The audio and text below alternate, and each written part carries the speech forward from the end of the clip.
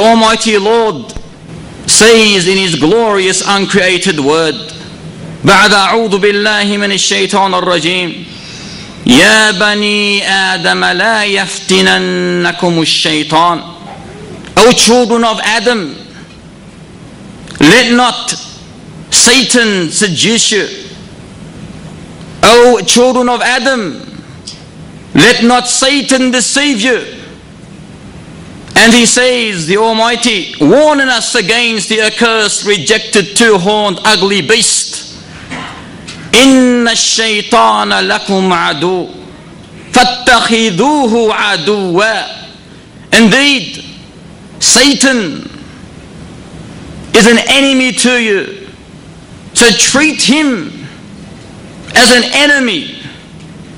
Satan, the accursed, sees the father of all humans, Adam alayhi salam, as the main reason for him being expelled from paradise, and the main reason for Allah's curse upon him. Thus, without a doubt, he is seeking revenge. He is seeking revenge not only from Adam, but the offspring of Adam, attacking, invading man from all directions. As the Almighty Lord says, قال فبما أغويتني لأقعدن لهم صراطك المستقيم ثم لآتينهم من بين أيديهم ومن خلفهم وعن أيمانهم وعن شمائلهم ولا تجد أكثرهم شاكرين. Satan said, because you led me astray, surely I shall sit in wait against them. As humans, I shall sit in wait against them. On your straight path, he said. And then I shall come to them, from before them, in front of them, and from behind them, and then on their right, and then on to their left. And you shall not see the majority of them as thankful servants. Then the Almighty Lord rebukes him. قال اخرج منها مذءوما مدحورا لمن تبعك منهم لأملأن جهنم منكم أجمعين. Allah Ta'ala tells Satan, tells this accursed, rejected, devilish one, get out of paradise, disgraced and expelled. And whomsoever follows you, I shall fill hellfire with you all. Every single person, all humans are on a constant battle, a battle like no other battle.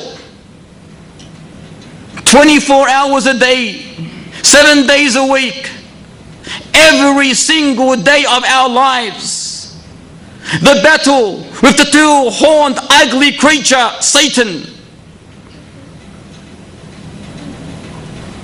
He has made this earth that we are walking on his borders for his battlefield.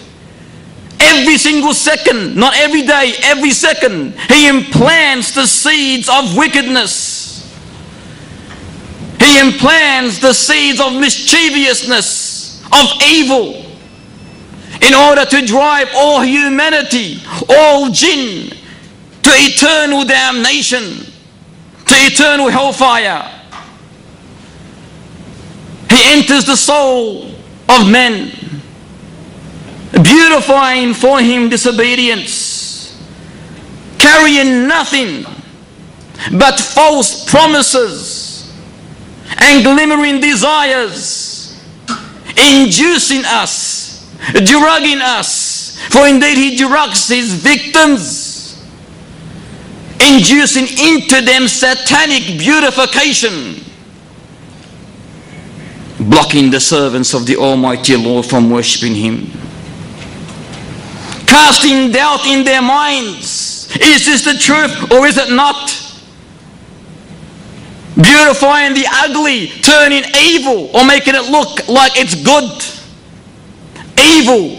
He He makes it look good through alcohol, gambling, music, riba, theft, murder, lies, cheating, deceiving, the betrayal of trust, false oaths, disrespect to parents, pride, arrogance, the love of this world.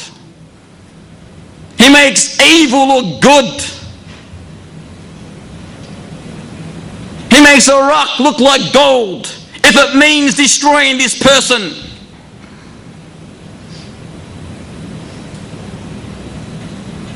This is Satan. Why? Because he does not want you to go to paradise. He wants you to go with him to where? To hellfire. So he will try his ultimate in order to chain you to him, glue you to him, and thus drive you into a pit of fire. A pit of fire. And today, the world that we are living in, statistics by the World Health Organizations revealed that the world, more than ever, is drowning in the abyss of the ocean of calamities. Look at the world around us. Soaring crime rates, robbery, rape, burglary, assault, homicide, suicide, killing, murder, drug abuse, family breakups, prostitution, adultery, fornication, and all forms of sexual promiscuity worldwide. Alcohol devastating the majority of the world. But one crime, one disease, one sin that Satan has succeeded in driving, in seducing man into, is the greatest and the most dangerous and the most filthiest sins on the face of this earth, the sin of zina, fornication. A sin that destroys and shatters the homes, that destroys good character, good behavior, that creates envy, jealousy, hatred, discord, enmity between people, that makes the society as a whole collapse, that brings shame, embarrassment to the family and relatives, that destroys the relatives altogether, that breaks them up, and that brings or opens the doors to the worst diseases on the face of this earth. Diseases, filthy diseases like gonorrhea, herpes, syphilis, AIDS, and much, much more.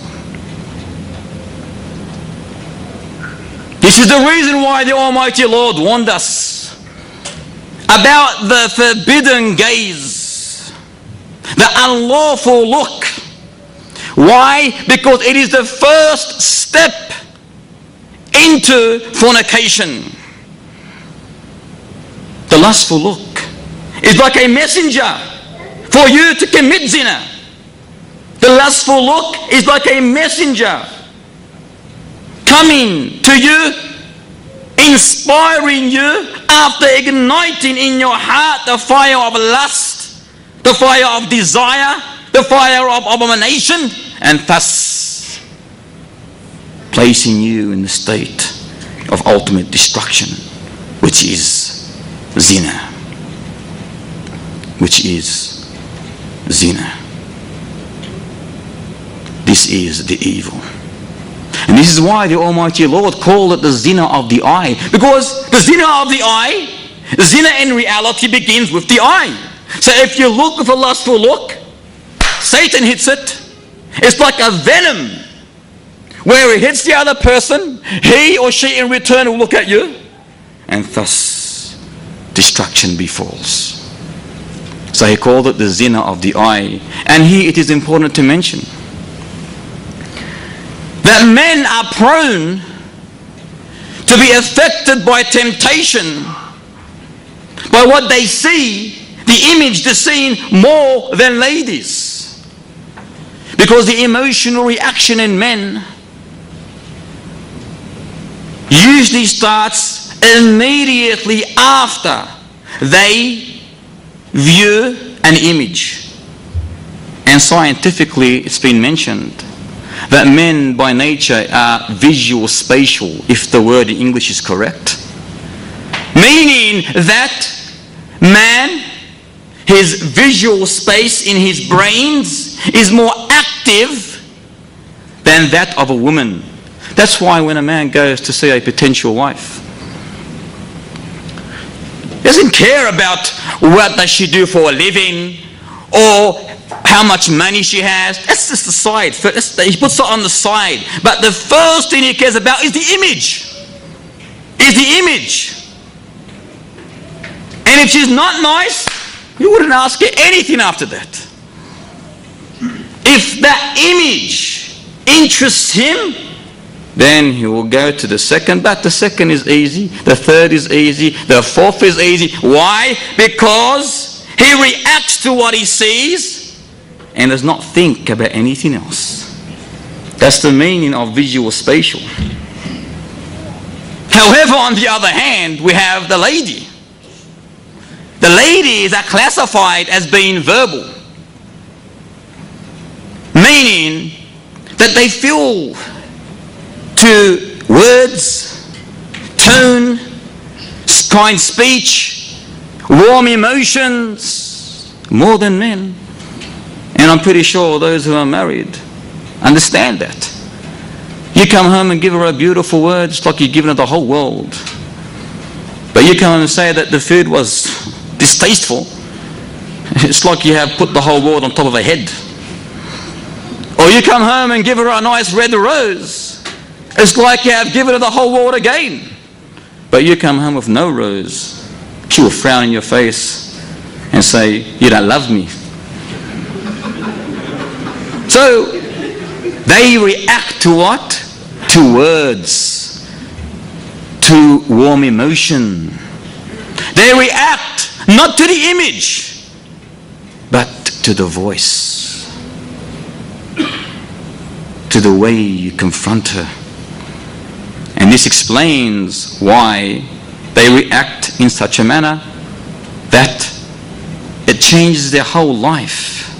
Just by you saying a beautiful word to her or giving her something nice. But when men want to do the same thing or want that to happen to them, there is no comparison. She can give him everything in this life and give him the most sweet talk. But in the realm of men, it does not bother him or affect him if the image in front of him is not the image he wants to see. So, there is a difference between the two. Obviously, and I'm pretty sure everyone understands this. Thus it makes the obligation of guarding the vision harder for man than for woman. If you understand this, guarding the vision for men becomes harder than for women. And this explains why the Almighty Lord mentions the Quranic injunction regarding the ladies to protect themselves by covering themselves from the evil eyes of men. Worshippers of the Almighty Lord, Muslims, believers, know that this eye, and thus the vision, the sight that Allah has blessed you with, is one of the greatest favors of the Almighty Lord upon you. It's a duty upon every believer is to show his gratitude to Allah for giving him such a beautiful gift. But showing gratitude does not mean to say, "Bas alhamdulillah," and that is it. No. to show gratitude for this beautiful vision you have been gifted, is to employ your vision, your sight, only in that which is lawful, only in that which pleases Allah Ta'ala. If you love Allah Ta'ala, then look at that which He loves and avoid that which is unlawful, that which displeases Allah Ta'ala. And indeed, if you love the Almighty Lord, you do not want to displease Him. Are we not Muslims? Do we not love Allah Ta'ala? Then use this vision, this gaze, only in that which He loves and avoid that which He is displeased with. And in reality, you love the Almighty Lord. However, if you utilize your vision in the wrong manner, it can become extremely dangerous for you. Why? Because the eyes are the windows to the world for the body. Just like a house. Has it got not windows? Has not your car got windows? Why are the windows there for? So you can see behind the windows. You can see what is behind it. And thus you judge after you see. Likewise, your body needs windows. And your windows to the world for the body are these things on your face. Through them you see the good, the bad, the ugly, the beautiful. Through them you see the haram, the halal. Through them you see the veiled and the unveiled, the wicked and the righteous. Through them you see safety and danger. And through them you see, most importantly, that which is haram, wrong to do, thus you avoid it. And that which is allowed to be done, lawful to be done, and then you do it. And then you do it. But when you see something, what happens? Does it stop there? No, it doesn't. Every image that you visualize transfers itself to the heart. And when it transfers itself to the heart, it starts working. It's like a computer. Starts working. And the result comes out. If you are a faithful person, the result is righteous. If you are a wicked person, the result is wicked. An example, you see a lady walking the street, naked, but glamorous. So you look at her. Now, the image is there. This is very important. Take this example as a very important example. The image is there. Immediately that image immediately transforms itself or transfers itself to the heart. Now the heart, if it's a pure heart that loves Allah Ta'ala, immediately is going to respond how? A'udhu billah. Stop, he'll tell the eyes. Hold it right there. Allah does not like this. So your vision is going to be diverted. Diverted. But if it's a wicked person, he will say, beautiful, continue looking. Look at the beautiful creation of Allah Ta'ala. So he'll continue with his evil because his heart is evil. And this is how it works. Your eyes are the windows to the world for the body. And as you're here, or have heard, that a picture tells 1,000 words. This saying is correct. Wallahi, this saying is genuine. How many pictures have not only destroyed people's lives, but also destroyed their way, their character, their behavior, their ethics, their morals, the way they eat, drink, sleep, dress, sit, stand, everything. A picture can destroy your life ultimately. Because in reality, a picture can tell you 1,000 words. For this, the gazing, the forbidden gaze, is like a chronic disease, a plague that infects, that destroys the believing servants of the Almighty Lord. like any other disease. There are causes for it. And likewise, for every disease there is a cure. Causes that you must avoid, and a cure that you must implement in order that you do not fall in this chronic evil disease. But where do we find the physician here, the doctor? Do we go to Campbelltown or Camden Hospital? Or maybe it's in Liverpool or in Bankstown Hospital? No, it's in none of these. The doctor here is divine. It's in the uncreated word of the Almighty Lord. So insha'Allah ta'ala, we will look briefly at the causes, briefly, and at the cure, briefly. And we call the causes of the forbidden gaze as the arrows of Satan. And the cure is how to break these arrows. So the first arrow, the devilish arrow that we'll mention, are those who follow no other than their desire. And if you follow your desire, you follow the devil. And if you follow the devil, you have obeyed him. And if you have obeyed the devil, you have disobeyed the Almighty Lord, who is the creator of the devil. And if you have disobeyed the Almighty Lord, you are indeed eligible for punishment. Eligible for punishment. But many people are not concerned about halal, haram. They are concerned what their hawa, their desire wants. They're so indulged in evil, in wicked, that they have made their desire, their hawa, their Lord. As Allah Ta'ala says, أَرَأَيْتَ مَنِ اتَّخَذَ إِلَهَهُ هَوَاهُ. Have you not seen the person? This is Allah's statement here. Have you not seen the person who has taken as his Lord his own desire? Meaning, there is no halal, there was no haram in his life. Whatever his desire wants, he implements. Whatever he feels like, he does. Whether it's going to hurt, harm, please, displease, he does not care about anything. One thing he cares about is pleasing his desire. In reality, he is worshipping who? The Subhi? Who is he worshipping? This person who takes his desire as his Lord. He is worshipping the devil.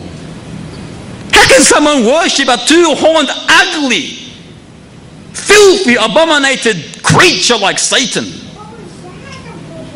Allahumma musta'an. Allahumma musta'an. alayhi. Isn't it filthy? He's filthy and he is filthy. They're both filthy, these people. A second arrow of Iblis is watching TV, movies, looking in the magazine or newspaper, or going on the net where women excessively expose their beauty, or existing in locations where there is large gathering of men and women mingling. And how true was the lyric of the Arab poet when he said, they throw him into the ocean with his hands tied up. Listen to this carefully. They throw him into the ocean with his hands tied up, and then they threaten him, do not get wet. How is he not going to get wet? The example means that you enter these places, you go to these places, the malls, the supercenters, you go on the net with the ladies and so forth, you go into an X-rated magazine or video, and then you say, oh, I don't want to get affected. That's illogical, irrational. Why enter it in the first place? Many men spend a lot of times on roads, in shops, or the shopping complex, or the mall, or the beaches, or on TV, or movies, or in the cinema, or on the net, one of the most evil creatures on earth, the net, which is the devil itself, that's why I call it creature. Doing what? Gazing at the forbidden gaze. flirting, talking, looking, chatting, as though there is nothing wrong. As though there is nothing wrong. It's all easy. This is nothing but a poison arrow from Iblis.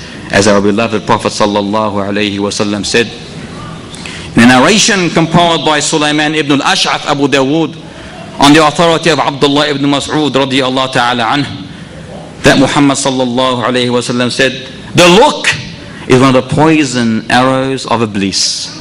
Whoever lowers his gaze for the sake of Allah, Allah will put in his heart sweetness to the day of resurrection.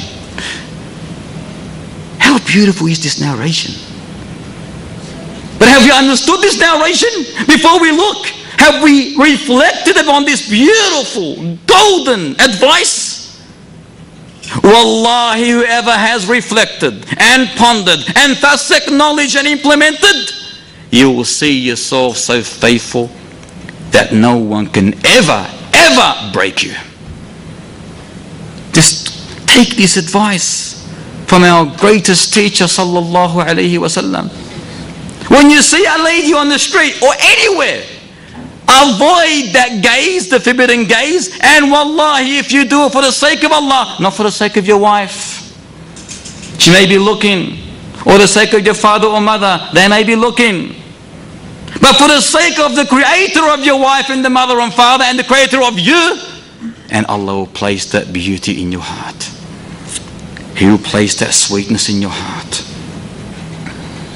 Especially when the companions asked Muhammad sallallahu alayhi wa sallam, Ya Rasulullah, what do we do when we're on the roads? You know, there are people there.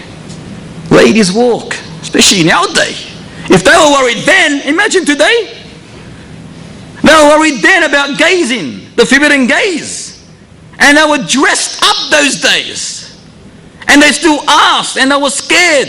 Ya Rasulullah, what are the rights of the road? They asked him. And he replied most eloquently, lower your gaze. Do not look. But how many of us have understood this? And in Muslim Ibn Hijjaz's compilation, Ibn Jarir radiallahu ta'ala anhu asked Muhammad sallam, Ya Rasulullah, what happens if I am walking and my gaze accidentally, look at this, accidentally, not deliberately, falls on a forbidden look? What do you say? Oh, it's not a problem, just relax. No.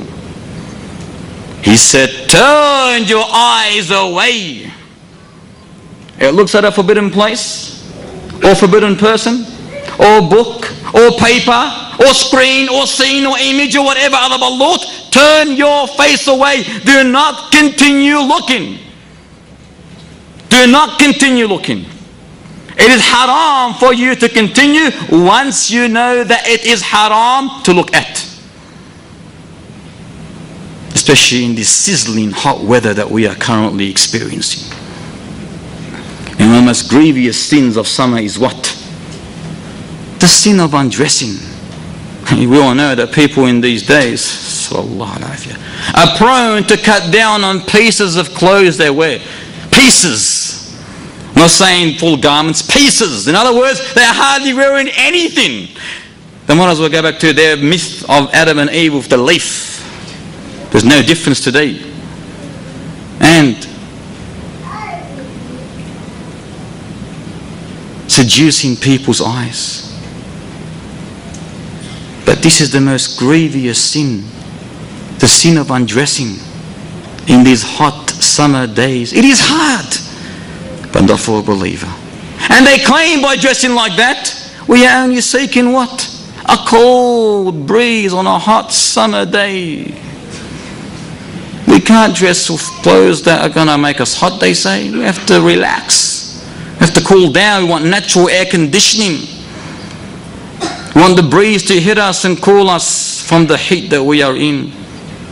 But Allah Ta'ala says what? Informing us to inform these people. قُلْ نَارُ جَهَنَّمَ أَشَدُّ حَرًّا لَوْ كَانُوا يَعْلَمُونَ اللهم استعان لَوْ كَانُوا يَفْقَهُونَ Allahumma musta'an, saying that the hellfire, the fire of hell, is much fiercer in heat if they only understood. Another arrow of Satan is the ignorance of the consequences of the reckless look and how easily it can affect you and indulge you into zina and indulge you in the evil act of masturbation. And as we heard earlier on, the catastrophic consequences of zina itself, how it shatters and destroys home, destroys behavior and character, ethics and moral, spreads envy and jealousy, hatred and enmity among people, how it destroys the society as a whole, how it brings shame, embarrassment to the family and their relatives, and how it spreads the worst of diseases. These are all catastrophic, evil consequences. But when a person is applying this evil, he does not think of it. Does not think of it. Only when it is too late. And when it is too late, he says, what have I done to myself? If he's a believer. But if he's not a believer, he still doesn't care. He can't wait for the second chance. But if he's a believer, he says, astaghfirullah. He knows what he done was wrong. So think before you do it. Arrow number 4 is feeling an elusive delight when stealing a glance of the forbidden. That is very evil. That you feel comfortable, satisfied when you see that which you shouldn't see. Like you're looking at the person and you're feeling comfortable. You're enjoying it. You're enjoying looking at nudity, nakedness. That is evil. And wallahi, this is no other than the effect of heedlessness and the lack of reverence to Allah Ta'ala in a person's heart. For indeed, if this person had real glorification, real love for Allah Ta'ala, he would never ever feel in this way. Instead, a person, if he commits haram, like the forbidden gaze, he will feel bad. He will feel resentful, remorse. He will be disappointed. He will be angry. He will do anything immediately to rectify that problem, that sin, by committing a good deed so it can erase the evil deed. This is a believer. This is a believer. Arrow number 5. Turning away from marriage for both men and women for so many diverse, trivial, futile reasons. And what happens after that? What happens after that? If you're able to get married, physically and financially, and you've got that interest, but you turn away, what happens? That explodes indefinitely the fire of desire and instinct. As soon as you look at that forbidden gaze, you are going to be affected. Because you want that forbidden gaze, and you want more than that forbidden gaze, but you do not want to get married. Why? I haven't finished my university, or my degree, or my trade, or my father disallows me to get married until I do this and that. A'udhu billah, a'udhu billah, a'udhu billah. Fear the Almighty Lord. For there is no excuse on a day when nothing will avail you except your actions. No money, no person, no nothing. The only thing that will help you on that mighty day of retribution is that which your hands come forth with. Arrow number 6 is relying on Allah's mercy and forgiveness. And this is commonly known among the majority of Muslims. They commit the evil, Allahu Ghafurur Rahim. They commit the evil, Allahu Ghafurur Rahim, they say. Allah is all forgiving. Allah is most merciful, most gracious. He will allow us to do this, but He will forgive us for it. This is their argument. He has allowed us, and thus He will forgive us. He is the all merciful. He is the all forgiving. He accepts repentance. But they never say, وَهُوَ شَدِيدُ الْعِقَابِ, and He is severe in punishment. Arrow number 7 repetitive or constant contact with women in various parts of life, especially at work. Especially at work. Naturally, when you constantly meet women at work, it's going to suppress sensitivity. Is it not? If you say it's not, you must be abnormal.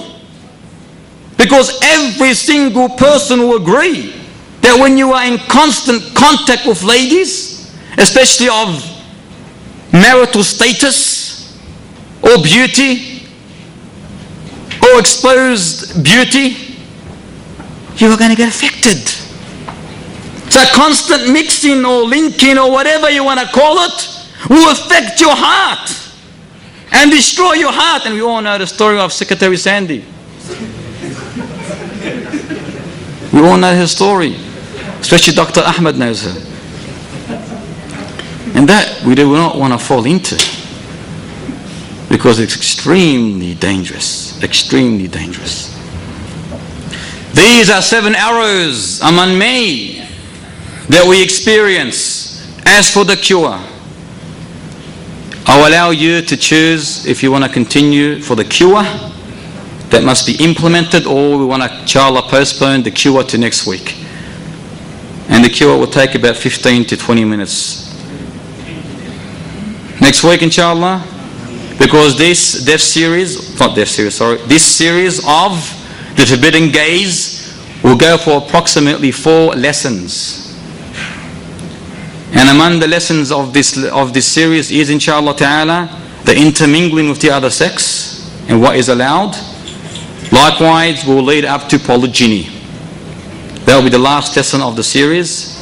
And next week, inshallah, we will continue with the cure for the forbidden gaze. We ask the Almighty Lord to purify our hearts from hypocrisy, our chests from rancor, our eyes from betrayal, our tongues from lying. We ask the Almighty to shield our eyes from the hellfire, to guard our vision, and to enlighten our hearts with the light of Iman, our eyes with the light of the Quran, and our insight with the light of guidance. Allahumma ameen, Allahumma ameen, Allahumma ameen.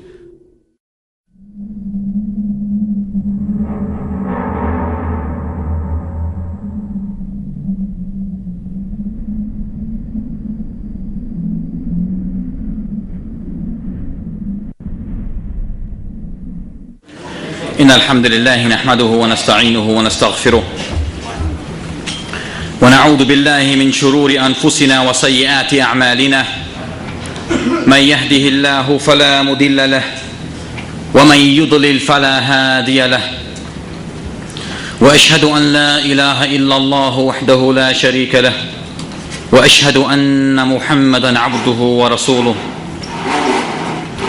يا أيها الذين آمنوا اتقوا الله حق تقاته ولا تموتن إلا وأنتم مسلمون يا أيها الناس اتقوا ربكم الذي خلقكم من نفس واحدة وخلق منها زوجها وبث منهما رجالا كثيرا ونساء واتقوا الله الذي تساءلون به والأرحام إن الله كان عليكم رقيبا يا أيها الذين آمنوا اتقوا الله وقولوا قولا سديدا يصلح لكم أعمالكم ويغفر لكم ذنوبكم ومن يطع الله ورسوله فقد فاز فوزا عظيما إن خير الكلام كلام الله عز وجل وخير الهدي هدي محمد صلى الله عليه وسلم وشر الأمور محدثاتها وكل محدثة بدعة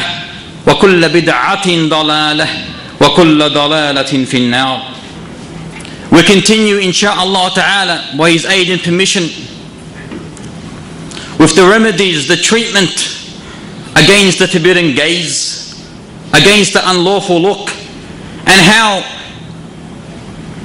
with the will of the Almighty Lord we can eradicate, obliterate, break those devilish arrows. We have reached remedy number 9, One of the greatest remedies or treatments against the forbidden gaze is indeed marriage. As our beloved Prophet Muhammad ibn Abdullah sallallahu alayhi wasallam mentioned in a narration collected by Muhammad ibn Ismail al-Bukhari and Muslim ibn Hijjaj on the authority of Abdullah ibn Mas'ud radiyallahu ta'ala anhu, that Muhammad sallallahu alayhi wasallam said, "O young men, whoever among you is able to marry should marry, as it helps him lower his gaze and guards his modesty. And whoever among you is unable, then let him observe fast, as fast diminishes one's sexual desire." Muslim males and females are enjoined to marry. However, if one does not have the means to get married, this does not entitle him or her to fornicate. Rather, a believer, a Muslim, a muhsin enjoins upon himself chastity. He perseveres patience. He seeks Allah's aid, assistance and help against the accursed. For indeed, guarding one's chastity is one of the greatest trials, exams that the Almighty Lord has imposed upon man.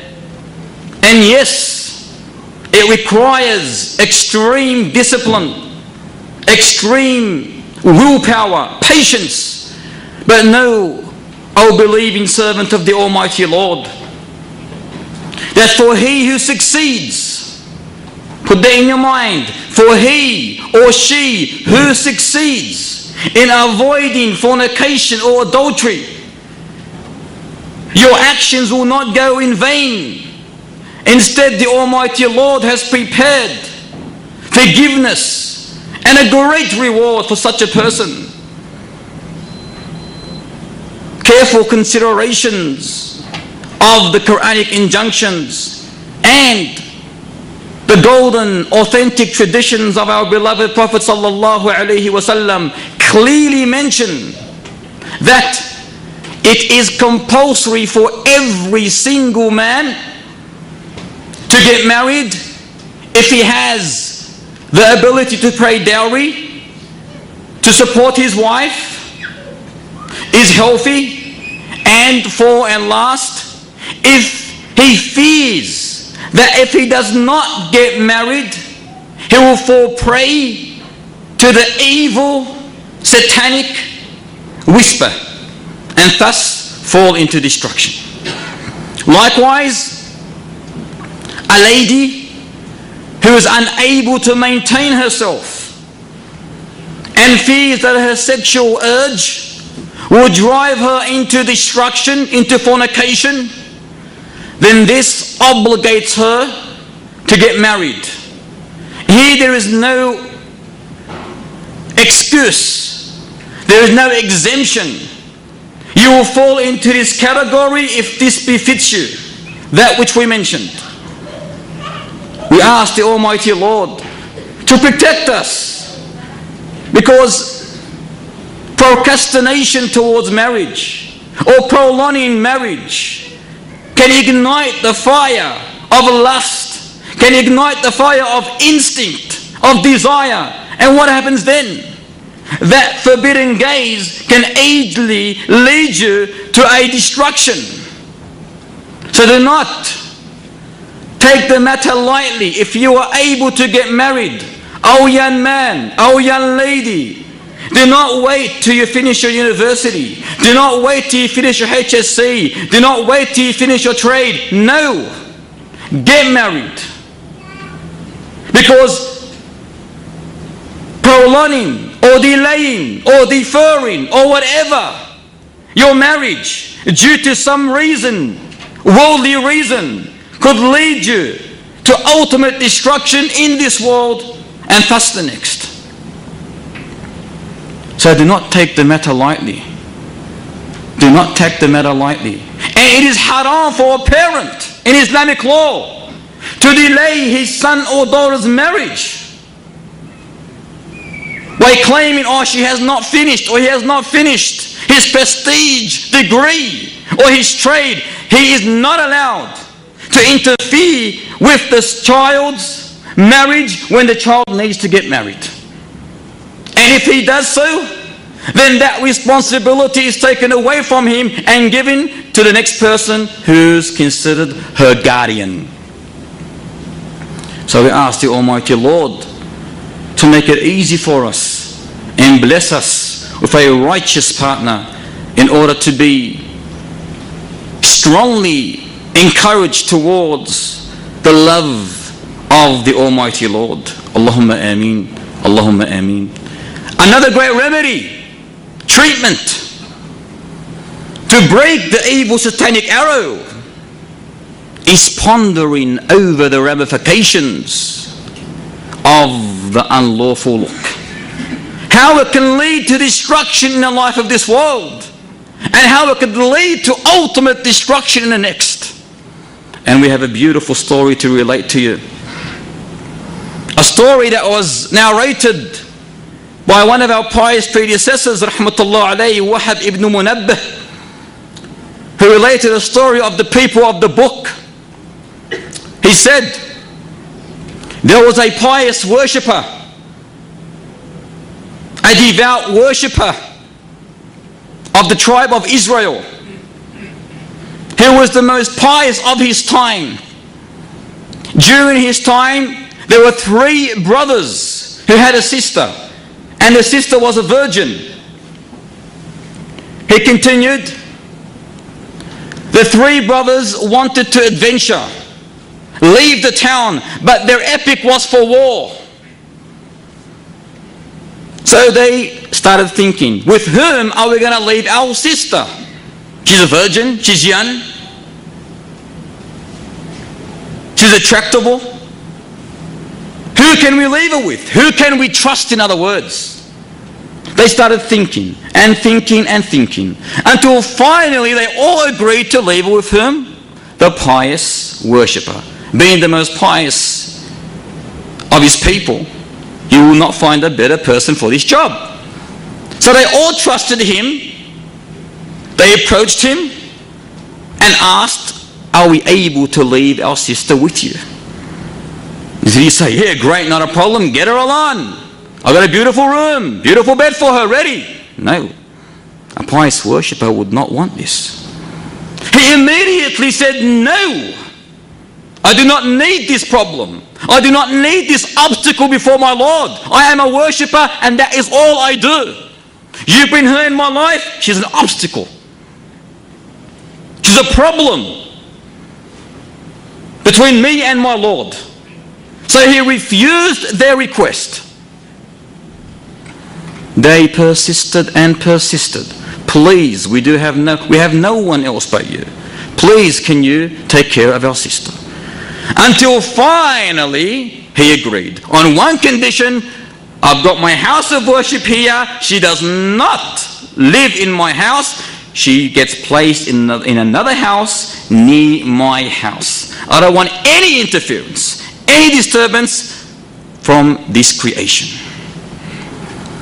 So they placed her in a house next to his place of worship. And she remained there for some time. Every single day, seeing he's the caretaker now, he's got to cater for her. Every day he will make her food, place her on a tray, open his door, his house, his door, place it immediately in front of that door, close the door, lock it up, go back inside and worship therein. This is the way he did, how he worked. Now we all know Satan, a'udhu billah minhu, nasrallah al-afiyah. He attacks man how? Not immediately one bang, no, step by step approach. Once you see you're comfortable with one sin, one step, he will come and attack you with a sharper arrow, with a different step. So this satanic whisper deceiving liar, this two-horned ugly beast, approached the devout worshipper softly. He was encouraging him, saying to him, you should take care of her. She's a young girl, young lady. It is not proper for you, he said, to allow her to come out of her house, go all the way to your house during the day, where men will look at her and they may come upon her, they may harm her, they may hurt her. It is not proper for you. You're a devout worshipper. You do not want her to be harmed. He whispered and whispered and whispered. The first arrow found its position in his heart. Step-by-step approach. At first, keep her far away from me. I don't want anything to do with her. I don't want to even see her. But now Satan has convinced him to take the third straight to her house and place it at the door of her house and run back home, lock the door and worship therein. This happened for some time. They kept doing this day after day, day after day, day after day. Who comes? He's still comfortable now. This first arrow is hit him. He's comfortable. He has no problem. He feels no negativeness, nothing Quran. Satan, his companion, comes back and says to him, if you were to take this tray and place it inside her house, yeah, she's got to open the door, she's got to expose herself and pick up the tray, take it inside her house, it is more proper. There is more reward, he said, in doing so. Whisper, whisper, whisper. Arrow number 2 has found its place. He made her food, placed it on a tray, not in front of his door, nor in front of her door, but opened her door and placed it inside and ran back home, locked the door and worshipped therein. Arrow number 2 has found its position, its mark. He kept doing this for some time. He was comfortable, he was relaxed. And then his companion came back with a sharper arrow this time. See, every time he sharpens the arrows. The first arrow is weaker than the second arrow. The third arrow is sharper than the second arrow. And that's how it works. You know, when you go fishing, if you want to get a fish, a good fish, you don't put the small hooks, do you? You get the big hooks to get a big fish. Small hook is not going to work. The small hook is small. It'll get a small fish, small brim. I don't know much about fish, but I'm telling you that's why I know it's small brim. But if you want a big fish, you want a shark, you get a big hook, and that'll get a big shark. So the arrows is getting stronger and sharper as it goes along. So now he's sharpening the third arrow. He treads slowly to this person, and he starts whispering to him. If you were to talk to her, just talk to her. The poor little thing is lonely. She's in a state of fear. She needs company. Needs company. Just talk to her. Just a bit of talk. Don't be long. Don't be... Just something basic. Whisper, whisper, whisper. What happened? Arrow number 3 found its mark, corroding his what? His heart, making it darker and darker. You know, when the rust hits, what happens? It eats the rest of the part of the whatever it hits. When cancer hits, what happens? It eats the body within slowly. And these arrows, they're hitting his heart and they're slowly growing and growing and growing. Why? Because he's accepted the former arrows. Once the arrows are broken from the start, Satan's got no ability on you. But he's finding himself an easy catch. He's accepting his arrows, and he will continue. Talk to her for a while. That will put her to ease and comfort, he said to him. The whisper, and thus the arrow hit his heart, and it grew darker and darker.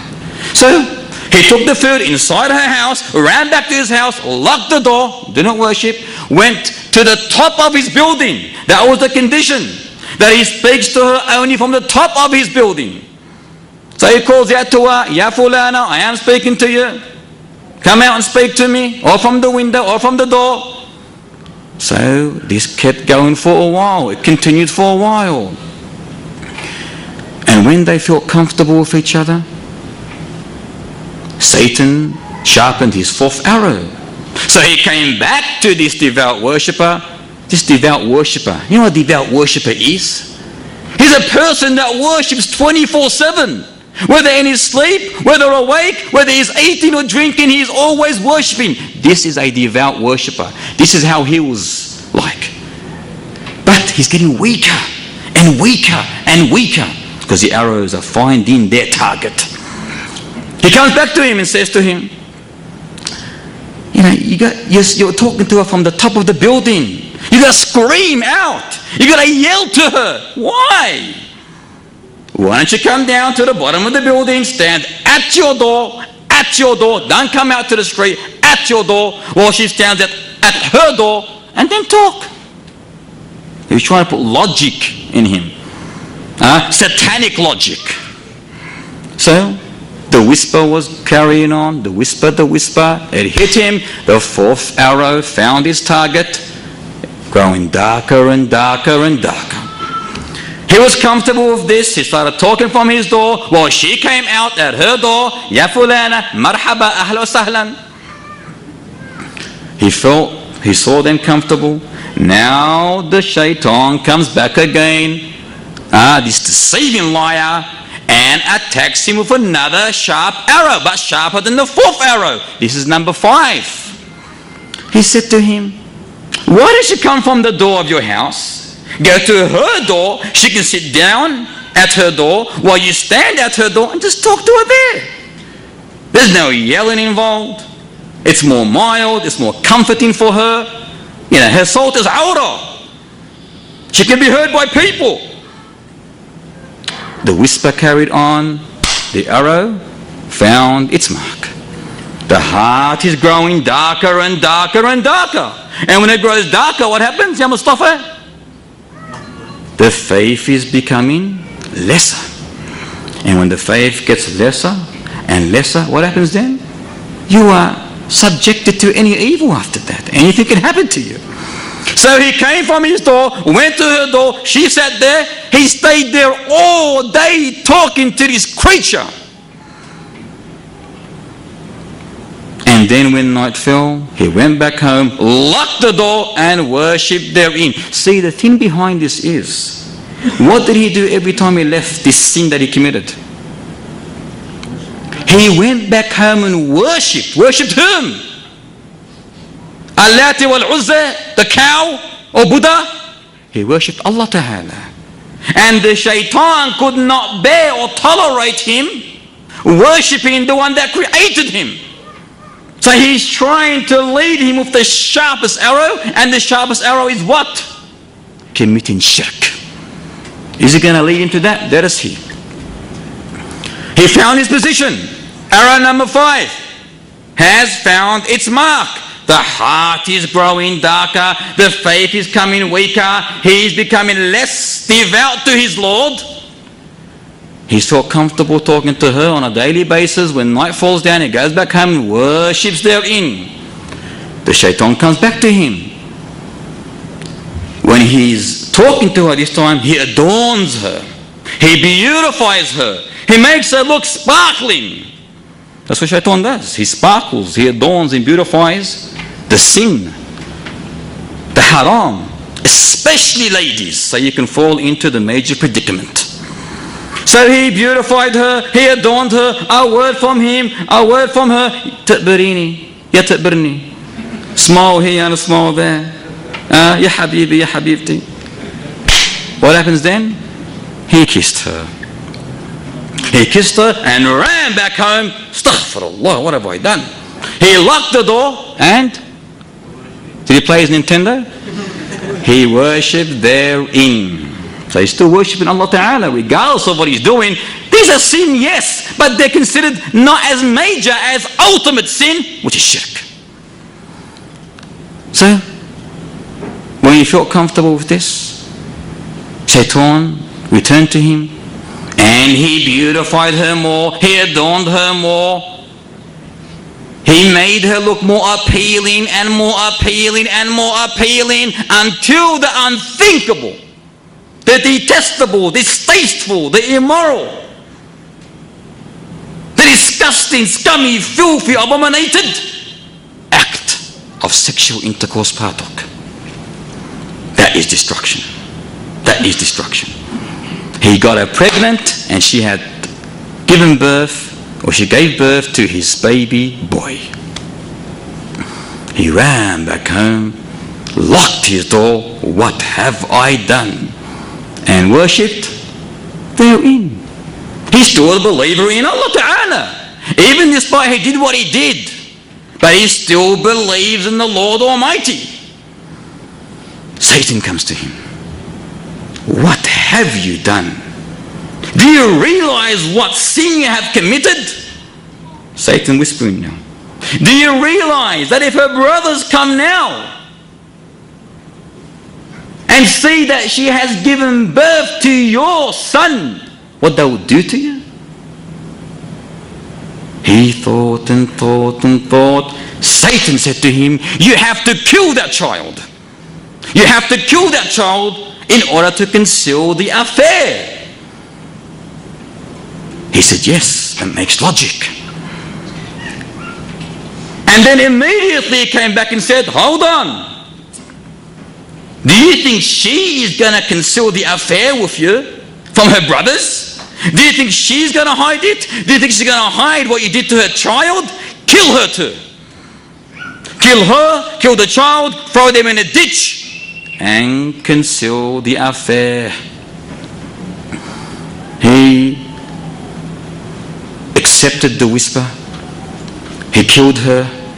He killed the child. He threw them in a ditch, leveled the ground, put a rock over that, and he went back home, locked his door, and worshipped therein. Didn't play PlayStation. Worshipped therein.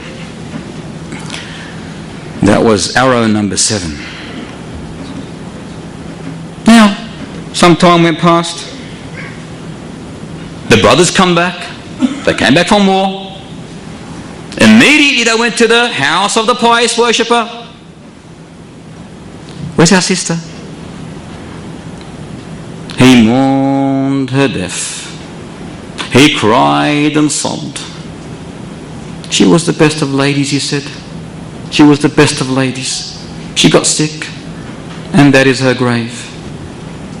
Putting his head down and crying, as though he had nothing to do with the matter whatsoever. Totally innocent.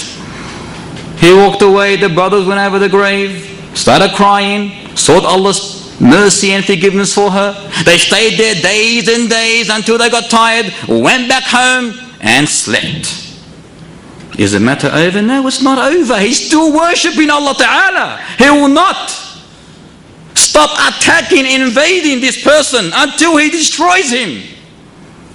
Yes, it's a major catastrophe, devastation, but it's not the ultimate sin. So this time Satan goes to whom? Goes to whom? To the dead? No, the dead is dead. Khalas. He cannot whisper to them no more. What they've done, they did. Khalas. He went to the brothers, the 3 brothers, starting with the eldest brother, disguised as a traveler. He came to him and said, in their dream, what happened to your sister? The oldest brother said exactly what the pious man had stated and how he had shown them her grave. Then Satan said, while I was dreaming, he is a liar. This pious man is a liar. He got her pregnant. She gave birth to his son. He killed them both and buried them both behind the door in the house she was staying, to the right of the entrance. Then he went to the middle brother, told him exactly the same story. Then to the youngest brother, told him exactly the same story. All of them had the same dream. They woke up in the morning being surprised, extremely surprised and amazed by what they saw. They told each other, and they were in a state of shock. The oldest brother said, "It's only a dream. It's only a dream. Don't worry about it. It's only a dream. Don't worry about it. Ignore it." The youngest brother said, "No, I will not ignore it until I investigate the matter for myself. I will not leave it until I go to that place I saw in my dream." So they all agreed to go together. They went there, into the place where the sister was staying, searched for the place described to them in their dream, and after searching, yes, they found exactly where they were told, the grave of their sister and her son. They immediately went to him. While he was worshipping, they stopped him and said, "What happened to our sister?"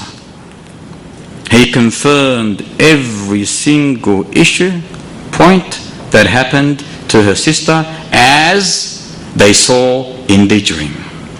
They grabbed him, placed him on a cross to crucify him. But before they can crucify him, see, he's still a believer, is he not? He's a believer still. Who comes to him? His companion. His good companion. His evil companion. May Allah keep us far away from him. He comes to him and says, "I'm your companion. I'm your companion. I am the one that tempted you with the lady until you fornicated with her, and then she became pregnant, and then she gave birth, and then you killed them and threw them in the ditch. No one can save you today except me."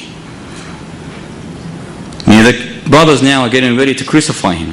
"No one can save you today," he said, "except me. But I will not help you only after you do one thing. Rely in the Almighty Lord. Rely in your former, in your shaper, in the one that created you." Now, obviously this person is in a state of fear, scared, extremely scared. So while in a state of fear, shivering, not knowing what's going on, he belied in his fashioner. He belied in Al-Malik Al-Quddus Al-Salam Al-Mu'min Al-Muhaymin Al-Jabbar Al-Mutakabbir. He belied in the one that blessed his limbs, who gave him his life, who all his life he prostrated to. But in the last second of his life, the last second, if not a minute of a second, he belied in him. Thus everything becomes vain, nothing. That 1 second destroyed all of that worship. All of that worship.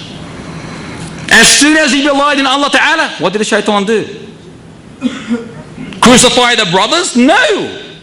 He does not care about his death, his well-being. He ran like a swift wind.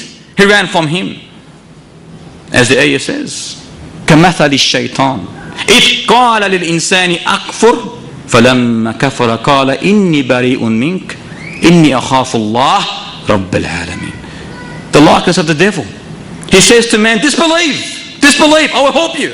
But when he disbelieves, he will say, I am innocent from you. I fear Allah, Lord of mankind. So immediately when he belied his Lord, they crucified him. And that was his end. نسأل الله العافية. اللهم اعنا من ذلك رب العالمين. As you can see, the step that Satan took with this person is a step-by-step approach. Small arrow, bigger, until it destroyed him. An example of this is today, when you watch TV, you know what you're watching at first. When you first turn it on, when you first start watching TV, you may say, Astaghfirullah. So what do? You turn your face away from the television with that instinct inside you, I am disobeying Allah Ta'ala. You see something haram on that evil screen, half-dressed lady, naked lady, you say, Astaghfirullah. Astaghfirullah, what makes you watch it anyway? But you say, astaghfirullah, that's at first. And what happens after that? When you watch and watch and watch and watch and watch and watch, you become desensitized. You become immune. Oh, it's only a lady. There's no more astaghfirullah. It's tabarakallah. So it changes. Your mentality changes. Your thoughts change.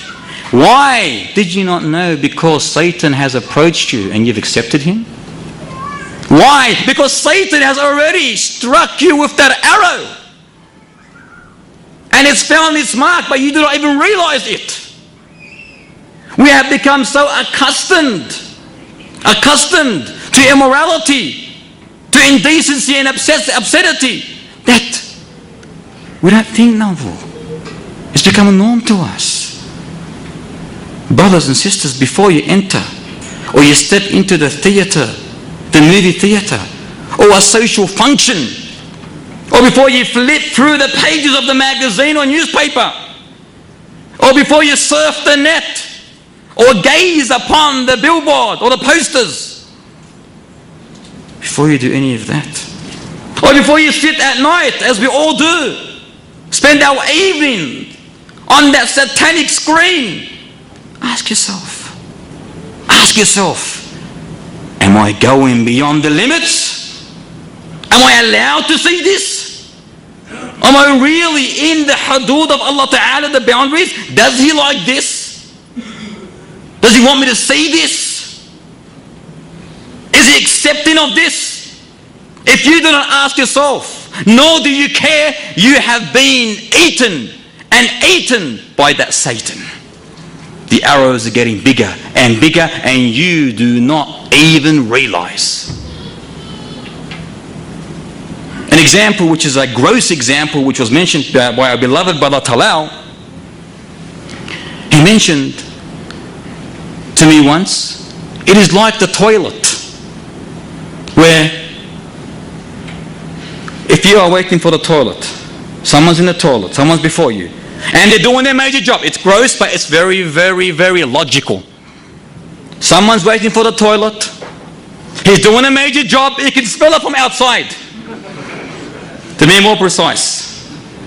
And then he leaves the toilet.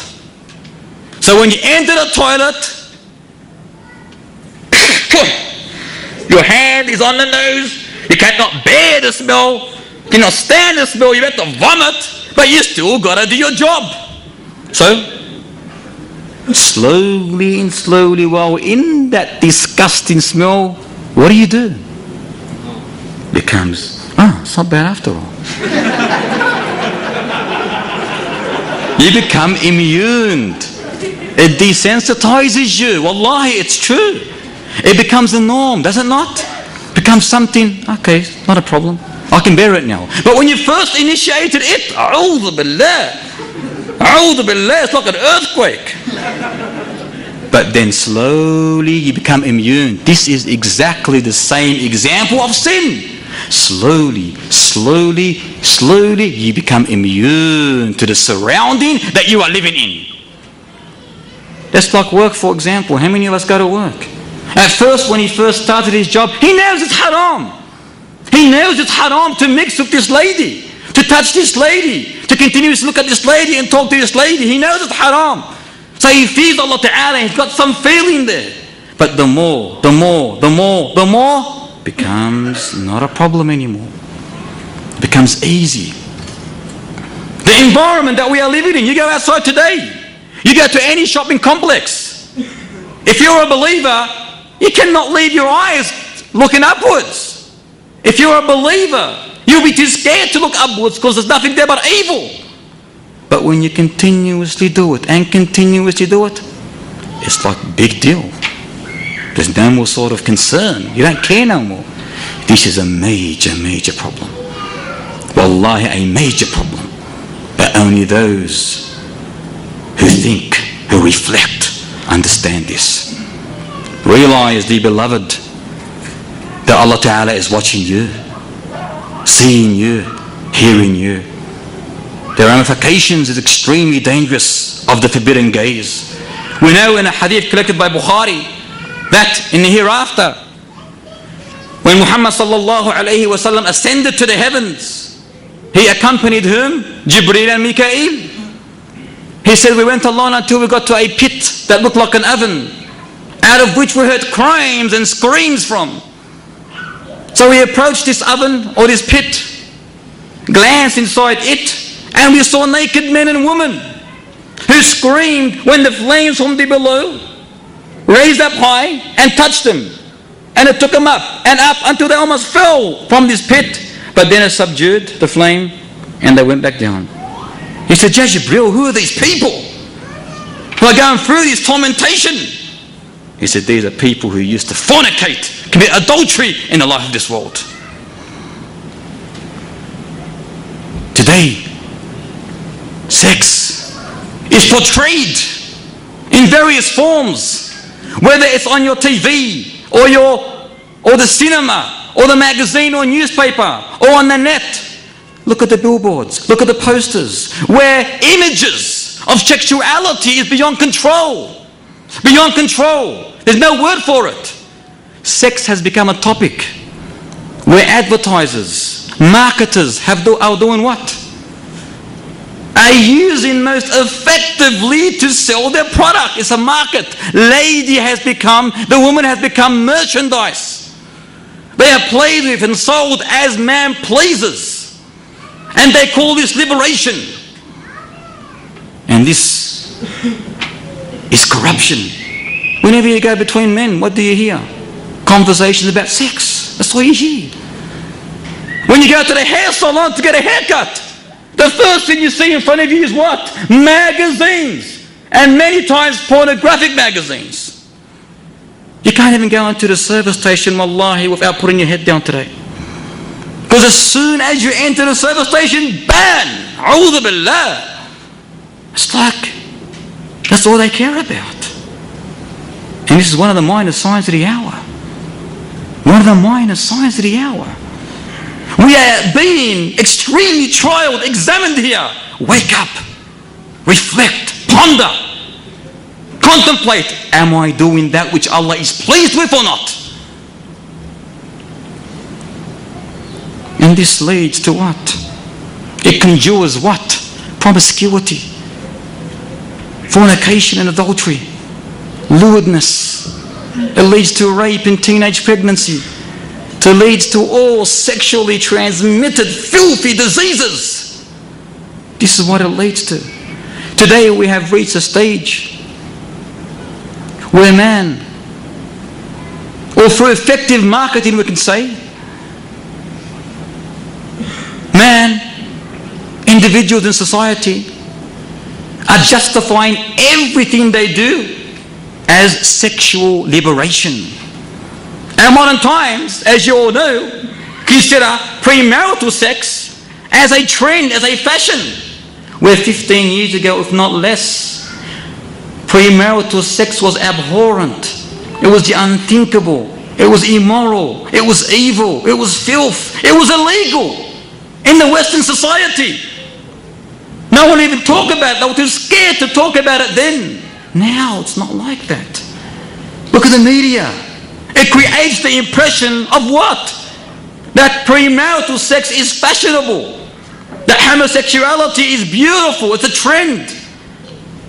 And anything that goes against that is old-fashioned. A typical example of this is that when you watch a few episodes of that devil, prime time soap opera, let us say, on TV, the impression they give you, just a few, not 5, 6, 7, 8, 1 or 2 episodes, they immediately give you the impression that adultery is beautiful, allowable, that premarital sex is fashionable, that deceit, trickery, lies, deception, manipulation are most essential to get the man of your life or the lady of your life, no matter what the cost of harm, hurt, suffering others go through. They call it sexual liberation. If this is liberation, if this is democracy, if this is freedom, so why do we have so many examples of the following scenarios? HIV for example. How many young adults are infected with this virus at alarming rates? At alarming rates. Wallahi, they're too scared to even mention it on television these days. It's so high, there's no use no more. It's beyond control. Beyond control. It has reached HIV or AIDS epidemic proportions worldwide, mainly targeting whom? Teenagers and young adults. If it's called sexual liberation, then why are girls from the age of 10 to 15 years old, 10 to 15 years old, having sex? First devastation, catastrophic consequence partakes. And when asked about the situation, why at 12 years old you're having sex, what did she say? No one told me it's wrong. And no one told her it's wrong. If she walks outside, she sees it. The TV's on, she hears it. She walks to it. She sits on it. Everything today is related around this. How is that poor child going to know? Those who have daughters, who have sons, beware, beware, beware. Your son, your child may fall into this predicament. And thus you see teenage pregnancy, phenomenal these days. And many of them abort their child. But the consequence, it leads this abortion for this child. It's like a child being pregnant with a child. That's what it is. A child being pregnant with a child, not an adult with a child, but a child with a child. And what happens then? It leads to emotional, to physical, to mental, to psychological disturbance. It scars the person for life. How many men or women are being divorced or getting divorced due to an adulterous relationship? How many females from the age of 2 to 80 years old are being raped? This is sexual liberation now. They claim it to be sexual liberation. All these dilemmas, and they call it sexual liberation. Homosexuality is in the increase. Every day you see them with new rights, new laws.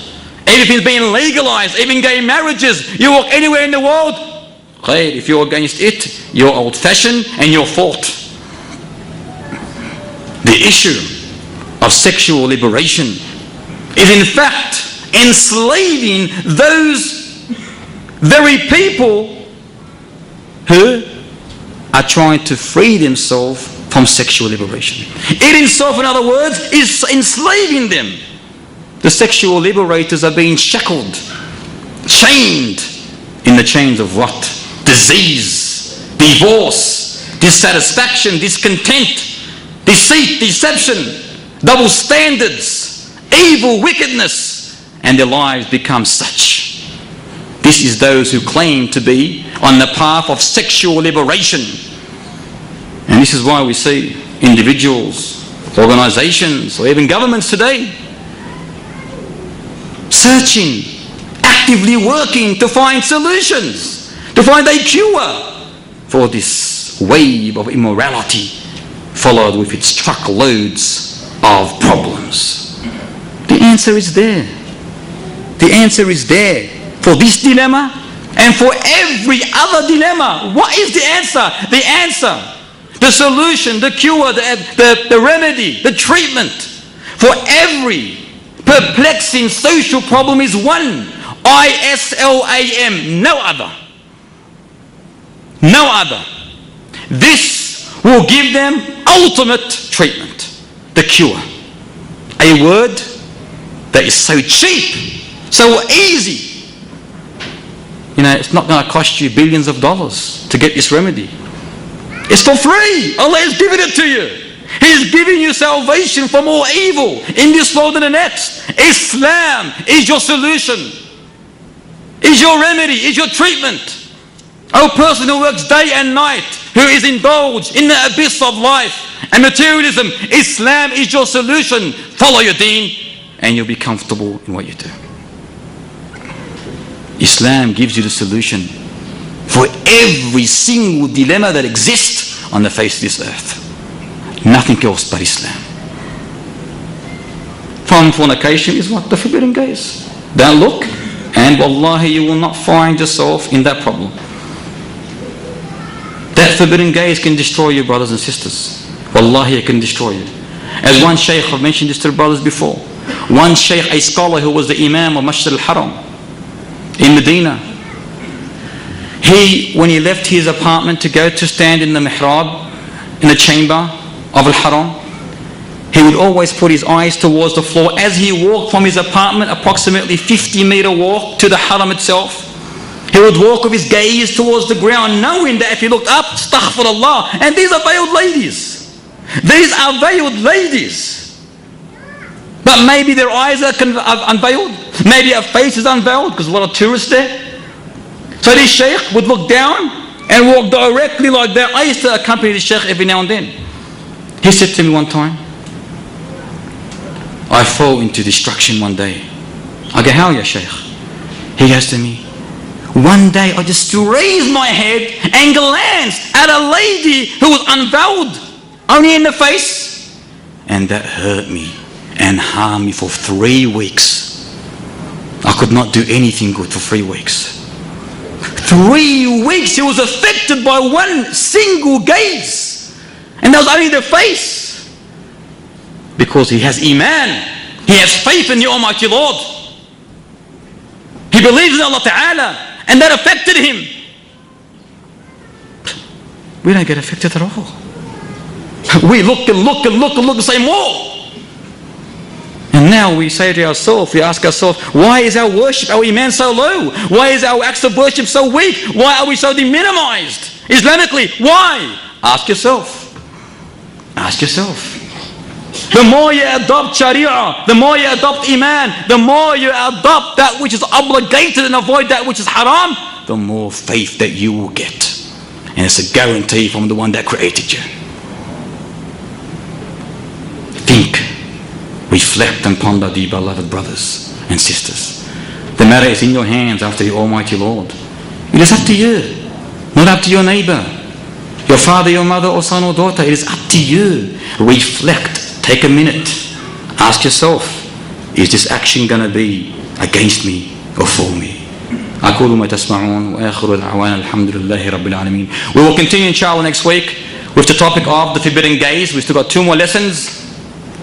Next week inshallah ta'ala we may initiate the topic of hijab, and that is likewise a remedy against the forbidden gaze. For indeed if a lady is veiled in accordance to the Islamic guidance, it prevents man from visualizing her and affecting his heart. So we ask the Almighty Lord to bless us and to lower our gaze from all that which is forbidden.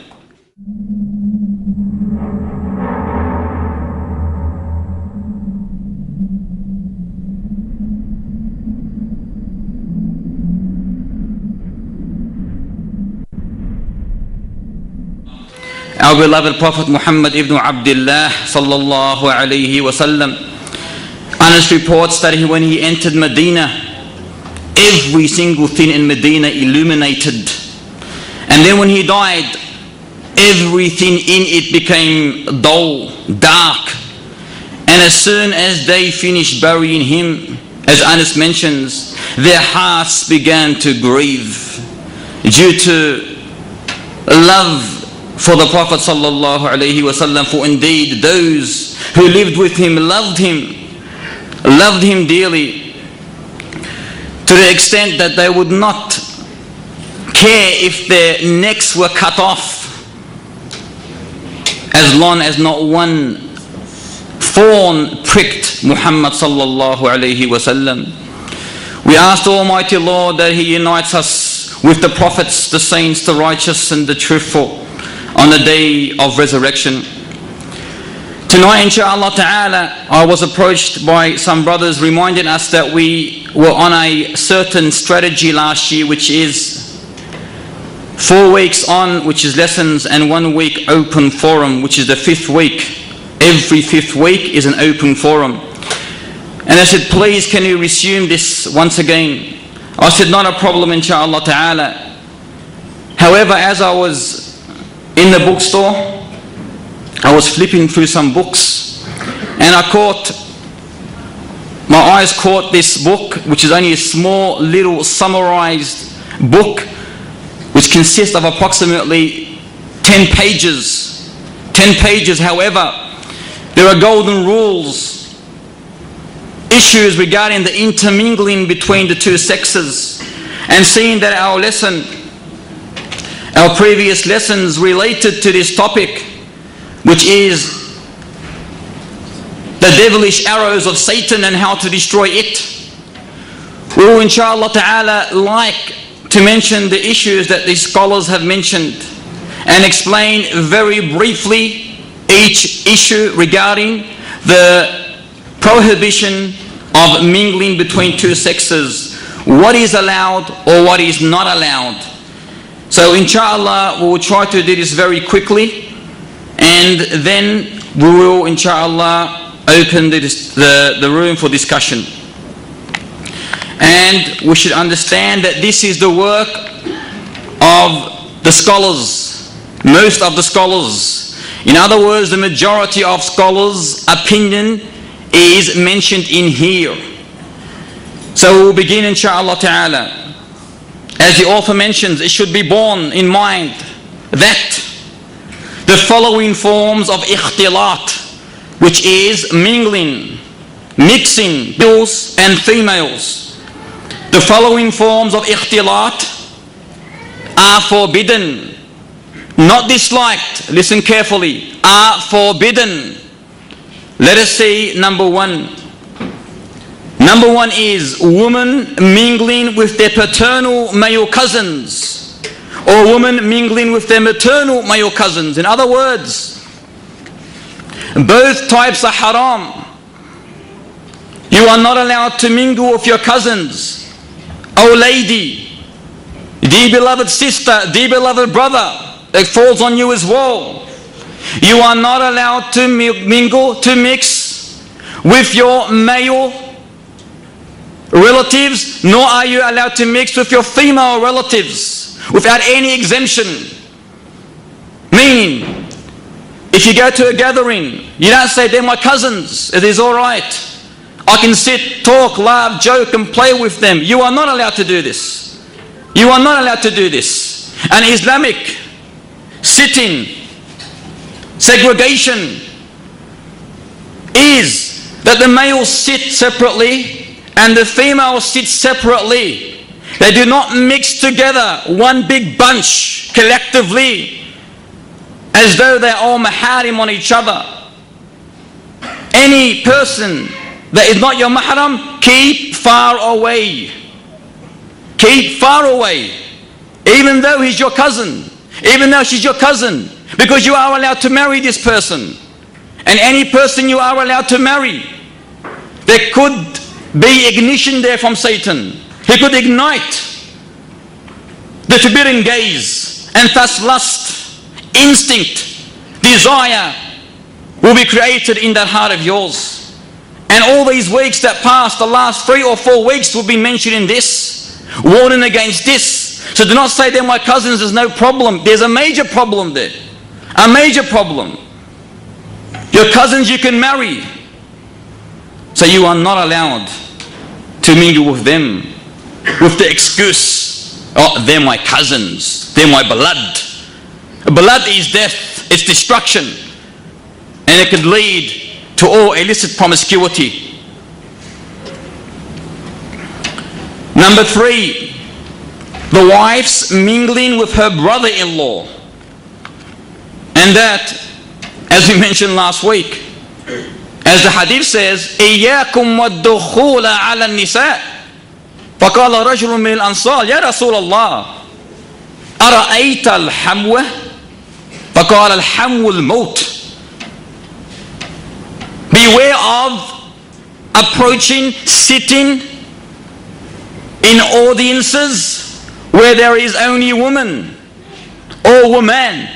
And a man from the Ansar said, Ya Rasulullah, what about the brother-in-law? The in-laws? He goes, that is death. That is destruction. And how many people today are lenient towards this? But it's only my brother-in-law. Or the husband, he's only my brother. He can take her out, for example, on a journey to the doctor. He can take her shopping. He's allowed to enter my house. My brother is not allowed to enter my house when I'm not home. His house is like my house. This is the poison arrow that he throws at you. That my brother, he cannot enter my house when I'm not there. It's his sister-in-law. It's my wife. He's my brother. Big deal, they say. Big deal? You can lead that person and that person, both of them, to destruction. That's what the hadith says. Al-hamu al-maut, death, destruction. It can lead you to an eternal punishment if you're not careful. There is no leniency here. There is no leniency. Your brother can end up being with your wife in the worst of ways. And how many times has this happened? How many situations and cases that come to you and say, Wallah, my brother done this to me. Well, of course he did this to you. You allowed him to do this to you. You allowed him. You've given him the key to do this to you. Why did you allow him in the house without you being there? But he's my brother. If he's your brother, but take the advice. Take the golden advice from this beautiful narration. There is no excuse. There is no excuse. You will be the cause of this. And you will be considered a person, the husband, if he allows his brother to enter the house while he is not there, while his wife is there, you will be called a dayyuth. And a dayyuth is the one who does not care whether men talk to his wife, she talks to men. This person in English is called a what? A cuckold. A dayyuth. And he's cursed. And the hadith mentions he will not enter paradise. When a man allows his wife to be talking with other men, men talking to her, not a problem. They're my brothers. Or they're my cousins. Or they're my friends. She's your wife. She's your wife. She's a weak person. They're weak people. Anything could partake, anything. The venom of Satan is powerful. It's powerful. If you are not careful, you do not take care of that precious pearl of yours, that ruby, you could lose her. You could easily lose her. Because the poison arrows of Satan are very, very sharp. Are very sharp. Number 4. The wife's sisters mingling with her husband. And this is another case that we see in our society. Amongst us Muslims I'm talking about, not the kuffar. The kuffar are kuffar. Who cares what they do? They do the most evil, filthy things. But they're not accounted for because they're not Muslims. We don't look at them, we look at ourselves. How many sisters of the wife talk to the husband? To him it's his sister-in-law. Oh, it's only my sister-in-law. I can chat, I can play with her. There's a game that's called Bull Rush. I don't know if you've heard it. It was in my days, in my olden days. And Bull Rush is a game that we used to play where you can fight and wrestle with the person, and whoever puts the other down first, he has to race to the end of the line, and come back to the place when you put the person down. Now this is played, I actually witnessed this being played by sisters and brothers on one occasion when I approached them. Now the sisters here were the sister of the wife. She was playing with her brother-in-law. And I said, what are you doing? To the brother who was playing with the sister-in-law. She's only my sister-in-law. It's not a problem. She's only 16, 17 years old. 16, 17 years old. That is the worst of ages. Goes back. Khair inshallah. What khair inshallah? Of course it's khair. But what you are doing is not khair. And he tried to justify his actions and this and that and whatever. This is destruction. This is evil. This is un-Islamic. It's not allowed in Islam. Because she's your sister-in-law does not permit you to go and play with her, touch her, go out with her, take her to the shops or to the doctor. Oh, she's my sister-in-law. She is not allowed for you in any way to be alone with you, to talk only when you have to talk to her. Even to talk to her, you have to have a reason to talk to her. This is the misconception that we have allowed it to be, without understanding or rectifying this problem. It's only my sister-in-law. I don't want to know more than that. I don't want to know it's haram. It is haram. It is haram. I know it's haram. Keep away from this. You have no reason to talk to her, don't talk to her. You have no reason to see her, don't see her. That's the way it is. This is Islam. You want to be Muslims? Be Muslims. You don't like this talk? Allah subhanahu wa ta'ala sees what we are saying tonight, and tonight you are judged. So you came, walillahil hamd, this has been passed on to you, you are accounted for it, because now you are not ignorant no more. You are no longer ignorant. فَنَسْأَلُ اللَّهَ الْعَافِيَةَ. May Allah help us all. Number 5. You know, I can see some brothers about to stand up and go. They don't want to continue the whole session. Is there anything more beautiful than light, the light of Islam? Number 5, the mingling of a woman's brother with the sisters of his foster sister.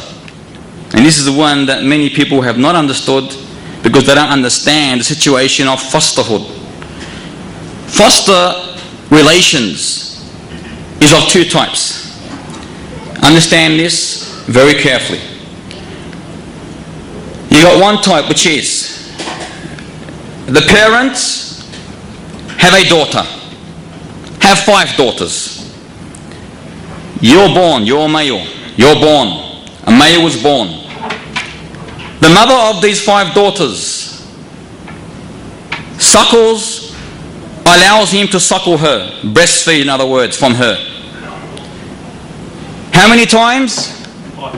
5 times. 5 separate different times. This young lad, young child, breastfeeds from this mother 5 different times. She becomes his foster mother. Foster mother. He becomes her mahram.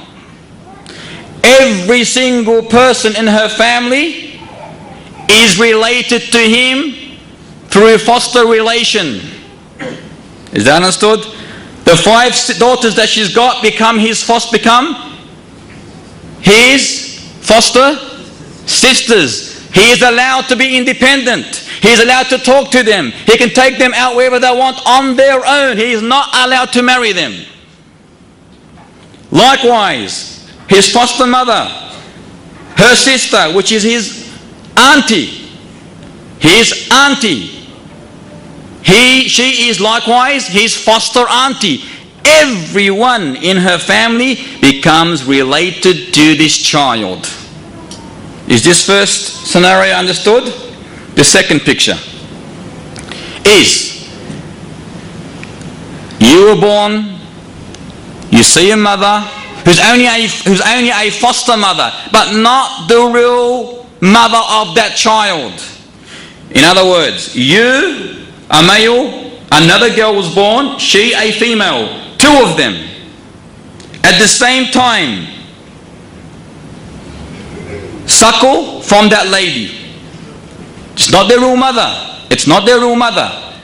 She's only a foster mother. She breastfeeds both of them. When they each had 5 suckles each, they become sister and brother, even though they're not related before that. They become sister and brother. However, if she has sisters,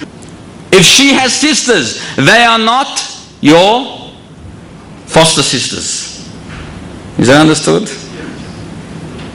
Well, the scientist understands it because a scientist, he's got that intellect, but some of us haven't got that intellect. Is that understood? Is it understood? I'm going to ask one of you to explain. This scenario, there is no relationship with that mother at all. She is the mother, his foster mother. But that child, because it's not from the same, it's not her blood child, she does not become, her sisters do not become related to that boy. It's only her directly and no one else. But the foster mother, her sisters, her brothers, her family, grandpa, grandma, they become related to this child. I hope that's understood. So the Shaykh is referring to which situation? To the latter one, which is the sister of the one that is not directly blood to that mother. Number 6, the man who has proposed being alone with his fiancée. He's going out with her, and her talking to him before the marriage contract is conducted. A man is only allowed to look at his fiancée in the presence of her wali, which is her father, her adult brother, her adult son, and so forth, when he has firmly decided to marry her. Another situation today where you see many people committing bid'ah. As soon as a person is interested in a lady, he goes to the people's house, and what do? Al-Fatiha. So Al-Fatiha is conducted. Now they believe that Al-Fatiha, Al-Innovation, they believe it to be what? To be a contract. A contract. This is not a contract. This is not a contract. It's a syntact. A syntact, that's what it's called. And not only that, it does not allow you under any circumstance to be allowed with this person after Al-Fatiha. There is no allowance whatsoever. Well, you're laughing like that, you're making me laugh. So here we get this problem today, which has arisen, which is what? You see many brothers, for example, La, khalas, I can take her out, I can go out with her, I can talk to her, I can this, I can that, I can whatever, because Al-Fatiha has been conducted. This is not allowed. You have no right over this lady until the marriage contract has been done. And what is the marriage contract? You have a sheikh, you have 2 witnesses, you have the wali of the person, and then you do the contract. You mention the dowry, you mention the conditions. You are allowed after that to be with her alone, talk to her, take her out, do whatever you want, because you're married now. But as for the first situation, you are not allowed to be alone with her. You are not allowed to take her out under any circumstance, because the contract is not binding. Because it's not a contract, it's only a verse that is recited in an improper place and area. Understood? Alhamdulillah. Number 7, the groom ascending an elevated bridal platform or stage with his bride in front of other women on his wedding night. وَلَا حَوْلَ وَلَا قُوَّةَ إِلَّا بِاللَّهِ. And I'm pretty sure we all witnessed this in our past, in our hooligan days. We've witnessed this. But in our Islamic days, can we witness this? Of course we cannot witness this. It's haram. Where you see, especially the liberals amongst us, where you see, tabarakallah, the bridegroom dressed up with a nice suit, greased up hair, nice tie, his wife is on the ascension, on that big throne, and then he is presented before all the women, and he sits with her. This is haram. This is haram. You are not allowed to do this. You are not allowed to be anywhere in that place where there are women of such en masse, you must be away in the men's section, they are in the ladies section, and this is the way it is Islamically. But to go and go before the women and confront them, this is an un-Islamic approach, and you are committing a sin. Likewise, number 8, the ascension of the relatives, the groom and the bride on an elevated bridal platform or stage in front of other women. And likewise, you get many times where the relatives all come and they want to sit with the couple on each side and in front of all the women. This is haram. A man is not allowed to approach or confront the ladies under any circumstance, even if they're veiled. Even if they're veiled. For him to be there is not a proper place. This is a woman's section. What are you doing there? You want to be a woman? You can go there. But you are not a woman, so keep out of there. It's out of bounds for you. It's haram. Even the husband, the bridegroom, for him to be there, he should understand better. Even if they were to chain him or shackle him and try to drag him into that place, he is not allowed. Say, A'udhu billah, taqullah azza wa jal. Fear Allah. Fear Allah. Keep in the boundaries of Allah Ta'ala and keep far away from this. This is the one who fears Allah Ta'ala. No, wallah, it's only the night, it's alright, khair, mashiyah. There's no mashiyah here. You get many people, for example, when there's music, or he's a fearful person, he's a pious person, but he says, but the mother-in-law, the father-in-law, they want this, it's only the night, inshallah, it's all going to be over. What's going to be over? Haram? It's all going to be over? What if Allah quakes the earth before your very feet? Is it over?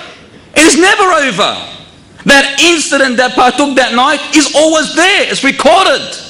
It's recorded. It can never be over. It can never be over. Do not take minute issues to what you believe minute. It's easy. This is severe. This is severe. There is nothing minute in Islam haram, minute haram. So it is not over. Keep far away from this. No music, no mixing, no platform, no being there. Final. You don't like this, my love? Keep away from me. You're not a righteous person. So it is. You don't agree with this, the Islamic law, the Islamic tenets? Keep away from me. I don't want you. من أول الطريق أفضل من آخر الطريق, they say. The start is better than the last. And then when you have kids, you have this, you have that, and then, Allahumma musta'an. She draws you into a mental institution. Because it's only the night. That night entails and entails and entails, and anything can break loose after that. Likewise, the bride herself. If it's the man who's like that, if he's a cuckold, and he wants to allow his wife to do or expose herself in front of men or have music, she is not allowed as well. And if she sees this deficiency from him, put it this way, I would never allow my daughter to be with a man like this from the first of stages. Using male servants in the women's section at parties in some of the hotels, as is the case at some wedding parties. And this is another situation that we see, that they say they're only waiters and there's not a problem, the house. This is a major problem. This is a major problem. And if you know of this, and thus you allowed your wife for your female responsibility to be in that place, you are considered a youth, so beware. Some women mingle with men who are not directly related to them under the pretext that they are from the same tribe or extended family. That is like the clan or the tribes, that because they believe they're from one clan, then it is not a problem to allow the mingling to partake. This is haram. It is exactly the same as the paternal and maternal cousins mentioned earlier. Number 13, being lax about allowing teenage girls to mingle with young men or older men who are not related to them by claiming that they are still young. This is very, very, very dangerous. Very dangerous. Brothers, sisters, you have daughters. You have sons of age which is adolescence. This is a very, very crucial age. A very dangerous age.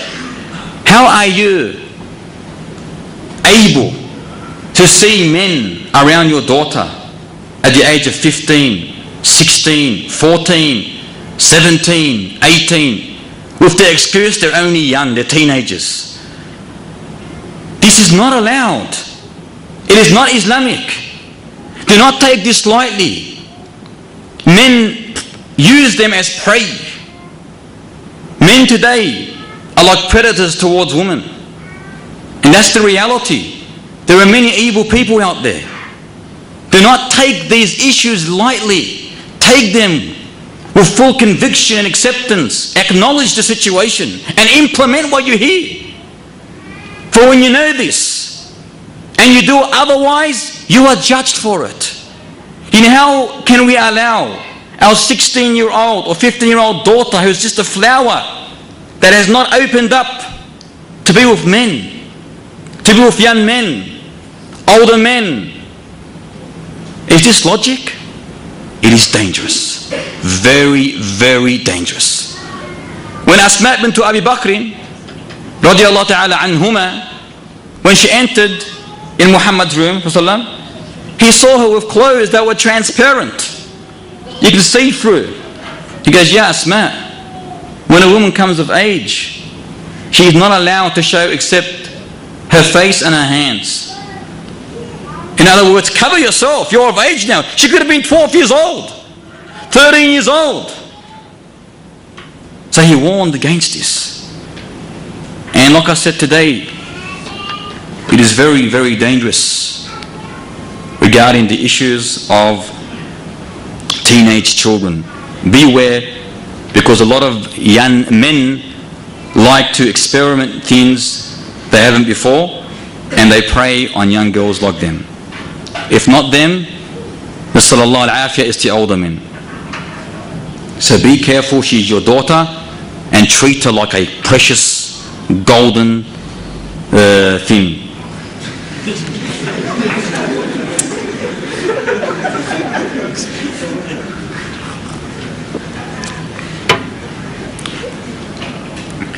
The taxi driver or chauffeur being alone with a woman in the car. This is not allowed. Oh, taxi drivers, you are allowed to taxi drive. But when are you allowed to taxi drive? When you are doing it in an Islamic way. You must understand the etiquettes of taxi driving. And it is very basic and simple. That you do not do haram. How easy is that? And among the haram is when you allow a lady in the car on her own. You're saying there are people around you in driving in the car as well. This is the excuse that is mentioned by the majority of taxi drivers. But there are cars just side by side, in front and behind me and whatever. You're independent here. You're alone with her in the car. You're underneath the same ceiling. It's enclosed. It's closed. You're captivated. You're seduced. It's like a claustrophobic room. Nothing but your breath and her breath. Your eyes and her eyes. Except one other eye, which is Satan. 3 eyes now. Not 2, 3 eyes. إِلَّا كَانَ ثَالِثَهُمَا الشَّيْطَانِ. Except that the third of them is the devil. Now when you're with this person, oh, where do you work? How you going? Are you security sandwich? Where can I drop you off? And you know, you enjoying that place you're going to? And then the talk begins. And then we mentioned the beautiful hadith of last week, which is the devout worshipper. Slowly, slowly the arrows became sharper and sharper and sharper until when? That arrow became too sharp and thus destruction befell. And this can happen right here. At the end of the day, you are not allowed as a taxi driver to be alone with a woman in the car. You are not allowed. There is no excuse. You are not allowed to take a man, if you're a taxi driver, to somewhere that is unlawful for him to go, even though he's a kafir. You are not allowed to take him to a place like King's Cross, or to a pub, or to a club, or to a disco, or to any devilish place. This is not allowed as a taxi driver. So in reality, can you taxi drive? It's very restricted. Very restricted. At the end of the day, من ترك لله شيئا عوضه خيرا من ذلك. He who leaves something for Allah, Allah will exchange that which he left for something better. Put the trust in Allah Ta'ala, and Allah indeed will give you that which is better. 15. Women who go to Hajj and travel without a mahram, husband or mature male relative. As we mentioned last week, a lady is not obliged to go to Hajj unless she has a mahram, unless she is able to go. And among the conditions of her having that ability is to have a mahram. If she has no mahram, you are not allowed to travel. You are not allowed to go. Wallahi, even if it was to Melbourne from Sydney by aeroplane, to go to Melbourne, 1 hour flight, she is not allowed to go on her own. She is not allowed to go. Anything that is considered travel, a lady is not allowed to go unless she has a mahram. So going to Hajj on her own is forbidden. Even though she's got a billion pious ladies and a billion men who are righteous, if none of these men are her mahram, she is not allowed to go. Finalization. That is the Islamic law, and that is what we worship. Number 16, mingling between the male and female students in the classes, in the universities and schools. Nasrallahu al-afiyah. He mentioned this one, but it's a very dangerous one, is it not? Is it not a dangerous one? La hawla wa la quwwata illa billah. Astaghfirullah al-azim. This is a matter where every single one of us have taken lightly. Have taken too lightly. You want to educate your wives in a devilish way, and you leave the Islamic way. But, this is the excuse. It's always, but, I need her to be a doctor, a teacher, a bis, a bat, a shaitana. Because that's all she is. That's all she is. No matter how pious she is, she goes to university, and you, oh man, allow her, you are a cuckold. That's all you are. There is no other word for her. For you, and there is no other word for her. For disobeying Allah Ta'ala. Think about it. Think about it. Be logic, be rational, have common sense, think about the situation. A lady is sitting here. She's your sister, she's your mother, she's your daughter, she's your granddaughter, she's your niece, she's your wife.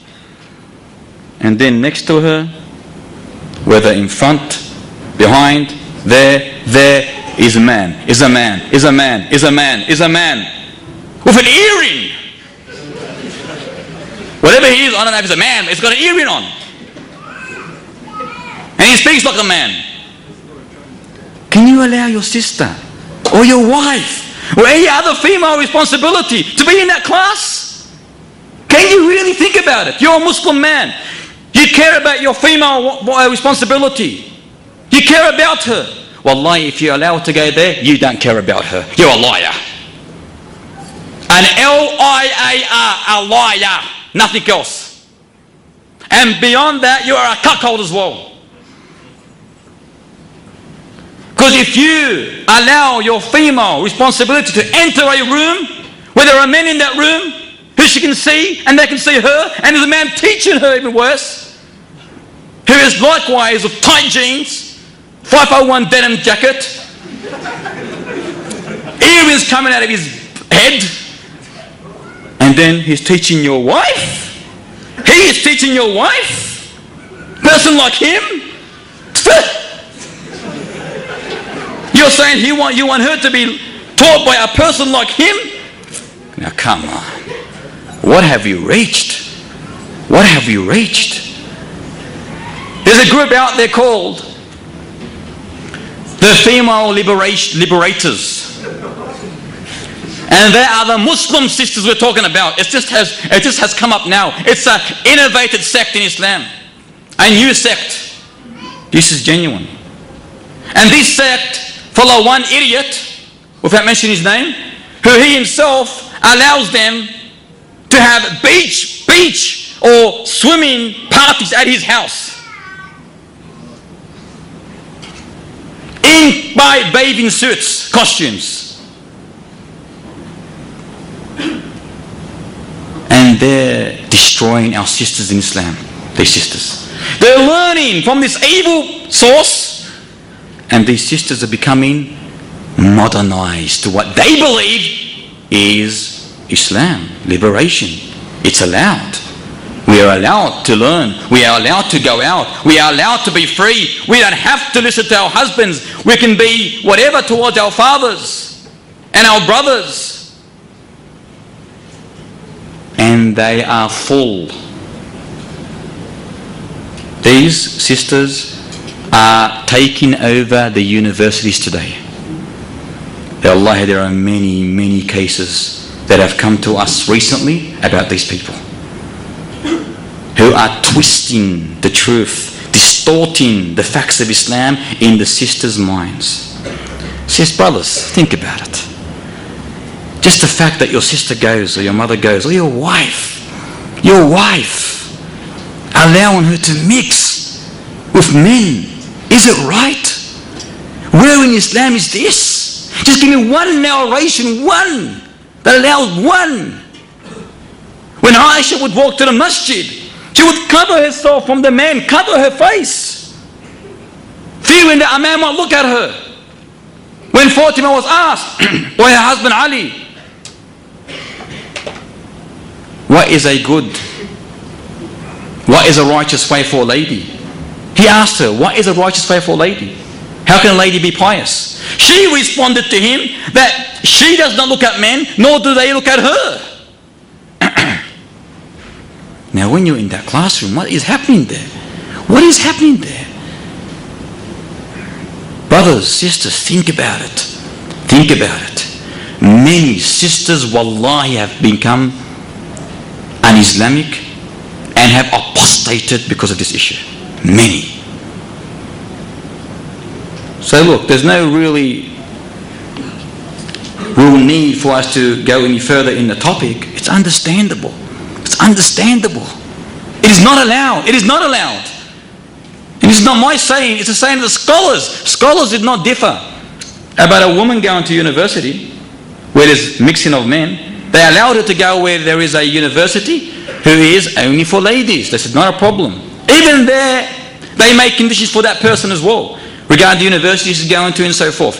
But they did not differ about a Muslim lady going to a university in the West where there are men there, or in wherever in Islamic lands where there are men as well. They differed about the man going to university. The man, not the lady. They differed if a man's allowed to go to university. A man, not the lady. So the man likewise, do not take this lightly. It's not only the sisters, it's you yourself as well. Yourself. Don't think you're safe from the situation. Just as the ladies are not allowed, scholars have differed regarding you. You're a Muslim as well. You got the conditions and rights against you.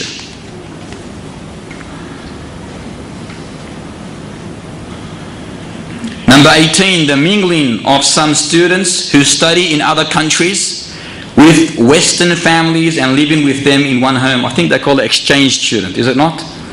Or there's another thing that's called the pen pals, foreign exchange, and that is un-Islamic, where they allow students to go overseas, or from there they come to here, and thus they enter a family for a month or two, or for as long as it takes for them to finish the course, and they live with them as though it is their family. This is haram. Or the pen pals, likewise, it's not acceptable. Pen pals are when you start, it's the pen where you start writing letters to a person overseas, or she writes or he writes to you. This is not allowed in Islam. This is a kufr way, not an Islamic way. The call for sending women abroad for the purpose of continuing their higher education. This leads to the fact that these women adopt destructive Western ideas. There's another evil practice that we see. When she finishes from the minor devil, she goes to a major devil. And they're all devilish. But it's like she's advanced into another devil now.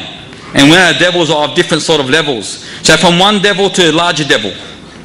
Number 21. Mingling of male and female students at the higher levels of education with the claim that this is necessary for specialized studies. Haram. 22. These are all haram here. It's not like it's allowed. It's given us the prohibited ways. 22. Male instructors being alone with female students in working on university theses, with the claim that this is necessary for supervision in conducting research and preparing the thesis. This is haram.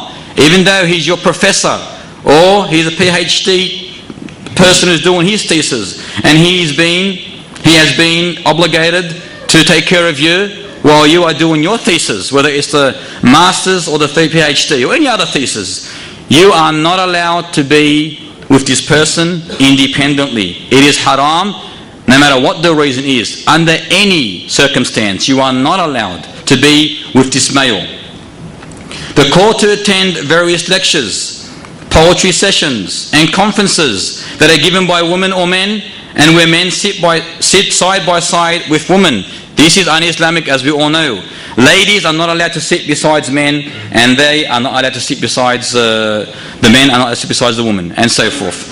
So this is as well haram, and we see this in the theatres, the lecture theatres, where if it's not mixed, it's side by side. This is not Islamic. This is not Islamic. As the hadith mentions that the distance the lady is, the more Islamic it is. So the ladies in reality in Islam should be behind the men. The further the better. Not close to the men, not side by side the men, but far from the men. And this is the Islamic etiquette for congregating between men and women. This is allowed. You are allowed to have ladies. For example, the ladies in there tonight, if there was an area in the back, they can sit in the back section without any veil. There is no harm if that permitted it in this room. So this is allowed, but you are not allowed to sit close to them, side by side, or so close that they can exchange their vision to each other. There's one sister in university, I was doing a lesson there, and she goes to me, but how are we going to find our boyfriends? I said, A'udhu billahi minash shaitan rajim. This is a sister in university. A university student, in other words. 25. Female nurses and female doctors mingling with non-related men, even if those men are also nurses and doctors. Just because you're a doctor or a nurse or a scientist doesn't mean that you are allowed to mingle with the other party. It is not allowed. So there's no excuse here. You've got no excuse. No matter what you are, how you are, what occupation you do, you are not allowed to mingle with the other sex under any circumstance. There is no allowance here. There is no allowance unless that which Islam allowed. The male doctor being alone with the female nurse or female doctor, not allowed. Not allowed. The woman uncovering herself for a male doctor without any need or necessity, or while there is a female doctor available. Many of us go to doctors, physicians. We may need to go to see some kind of treatment for our sickness. However, we do not go to the female doctors if it's a male person unless there is no male doctors. Likewise, your wife or the female does not go where? To a male doctor unless there's a real need for that. And if she goes, she must have a mahram with her. If there's no mahram, she is not allowed to go. So if she goes to a male doctor and there is no female doctors except him to treat her with that disease or sickness, she is allowed to go there. She has to have a what? A mahram with her. And when she goes there, she does not uncover except that which she needs to uncover. For example, when she's in the room with the doctor and her mahram, she doesn't say, okay, hijab's taken off now, he's a doctor. No. It doesn't work like that. She's not allowed to do that. He is allowed and only allowed to see that which he needs to. There was a situation that was taken that happened not long ago. An elderly lady, she has niqab on, and she had an ear infection. So she went to the doctor. She asked me if I'm allowed to do this. Before she went to the doctor, I said, of course she can go to the doctor if there's no one else but him. And it was a necessity, and there was no female doctors at that time, and she was really in need to go to this person. So she went there, and pious lady, we think of the best. The doctor said, okay, then can you take the hijab off? She goes, no, I won't take the hijab off. I don't have a problem with my face or my head, it's my ear. She unveiled her ear. She goes, here you go. You can see my ear. That's the problem is. And only here. It's okay then. He responded. That's all he needs to see, her ear. So you only limit it to that which is necessity. So she unveiled the ear and he treated her. Take the hijab off and the dress off and this and that off. What for? Anta abi, anta abuya. You know my father? But ladies, many ladies don't care.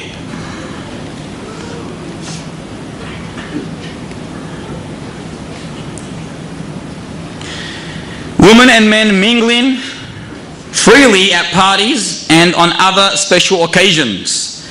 And this happens just about every single day where many people mingle, whether it's at home, whether it's in parties, whether it's out in the park. And even, subhanAllah, we see this amongst the university students again, where they have excursions to certain parks and they mix, wallahi they mix. And I think there was a recent excursion in Sydney University where the Muslim organisation there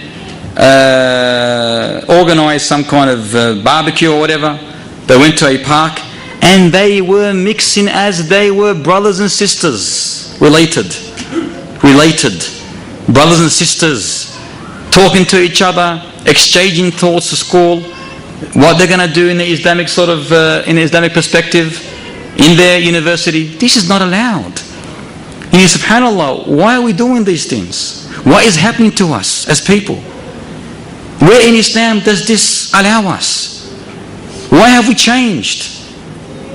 Why are we so deficient? Why are we so weak? Why are we allowing this to be? Why? It is not allowed Islamically. Have we reached that state of weakness? Yes, we have. Yes, we have. Because you go to a person's house and you see them mixing of relatives together, and you'll see what I'm talking about. The mixing, where the two couches, for example, a family is there and a family is there. His wife is with this person, the husband, talking to each other, joking and laughing as though there is no tomorrow. Brothers, sisters, be Muslims, you will be asked about every movement that you make. Every movement.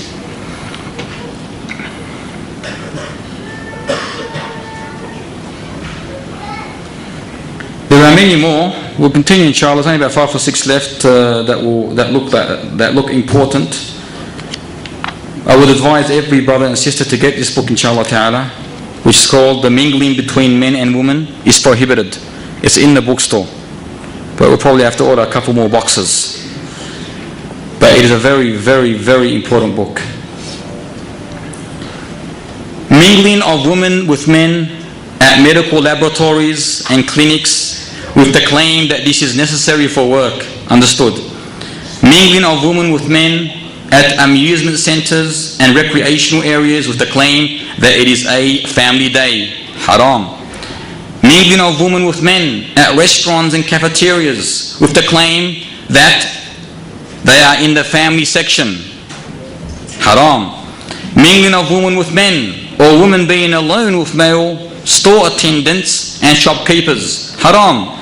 Mingling of women with men in shopping centres, malls, markets, etc. Haram. The woman travelling alone by car, plane, bus or other than that without a mahram with her. Haram. Women allowing male photographers to take their pictures. Haram. Mingling of women with men on innovated special occasions such as the Prophet's birthday, the night of Isra, and other innovated religious festivities. Haram.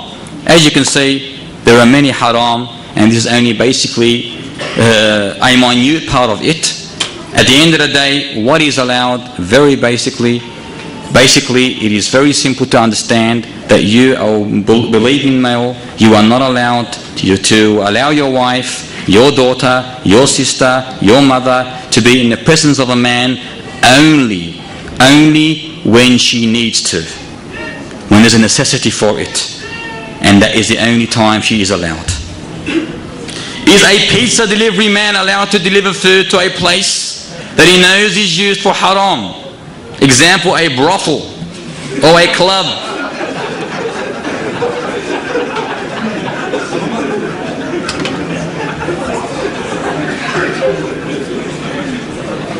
That's a good question. Absolutely haram.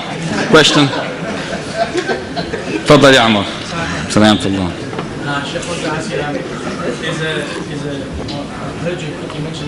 Sorry, Amar.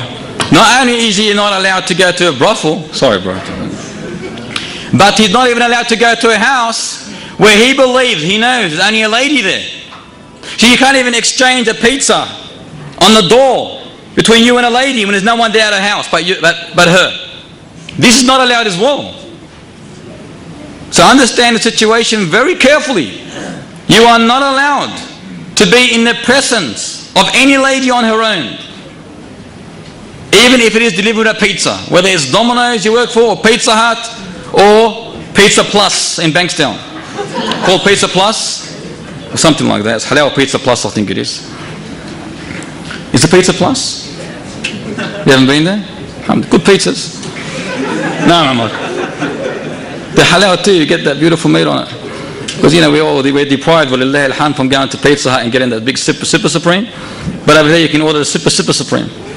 No matter what he puts on it, alhamdulillah, it's halal. So is it Pizza Plus? You're from Bankstown? Quite sure, is it? No.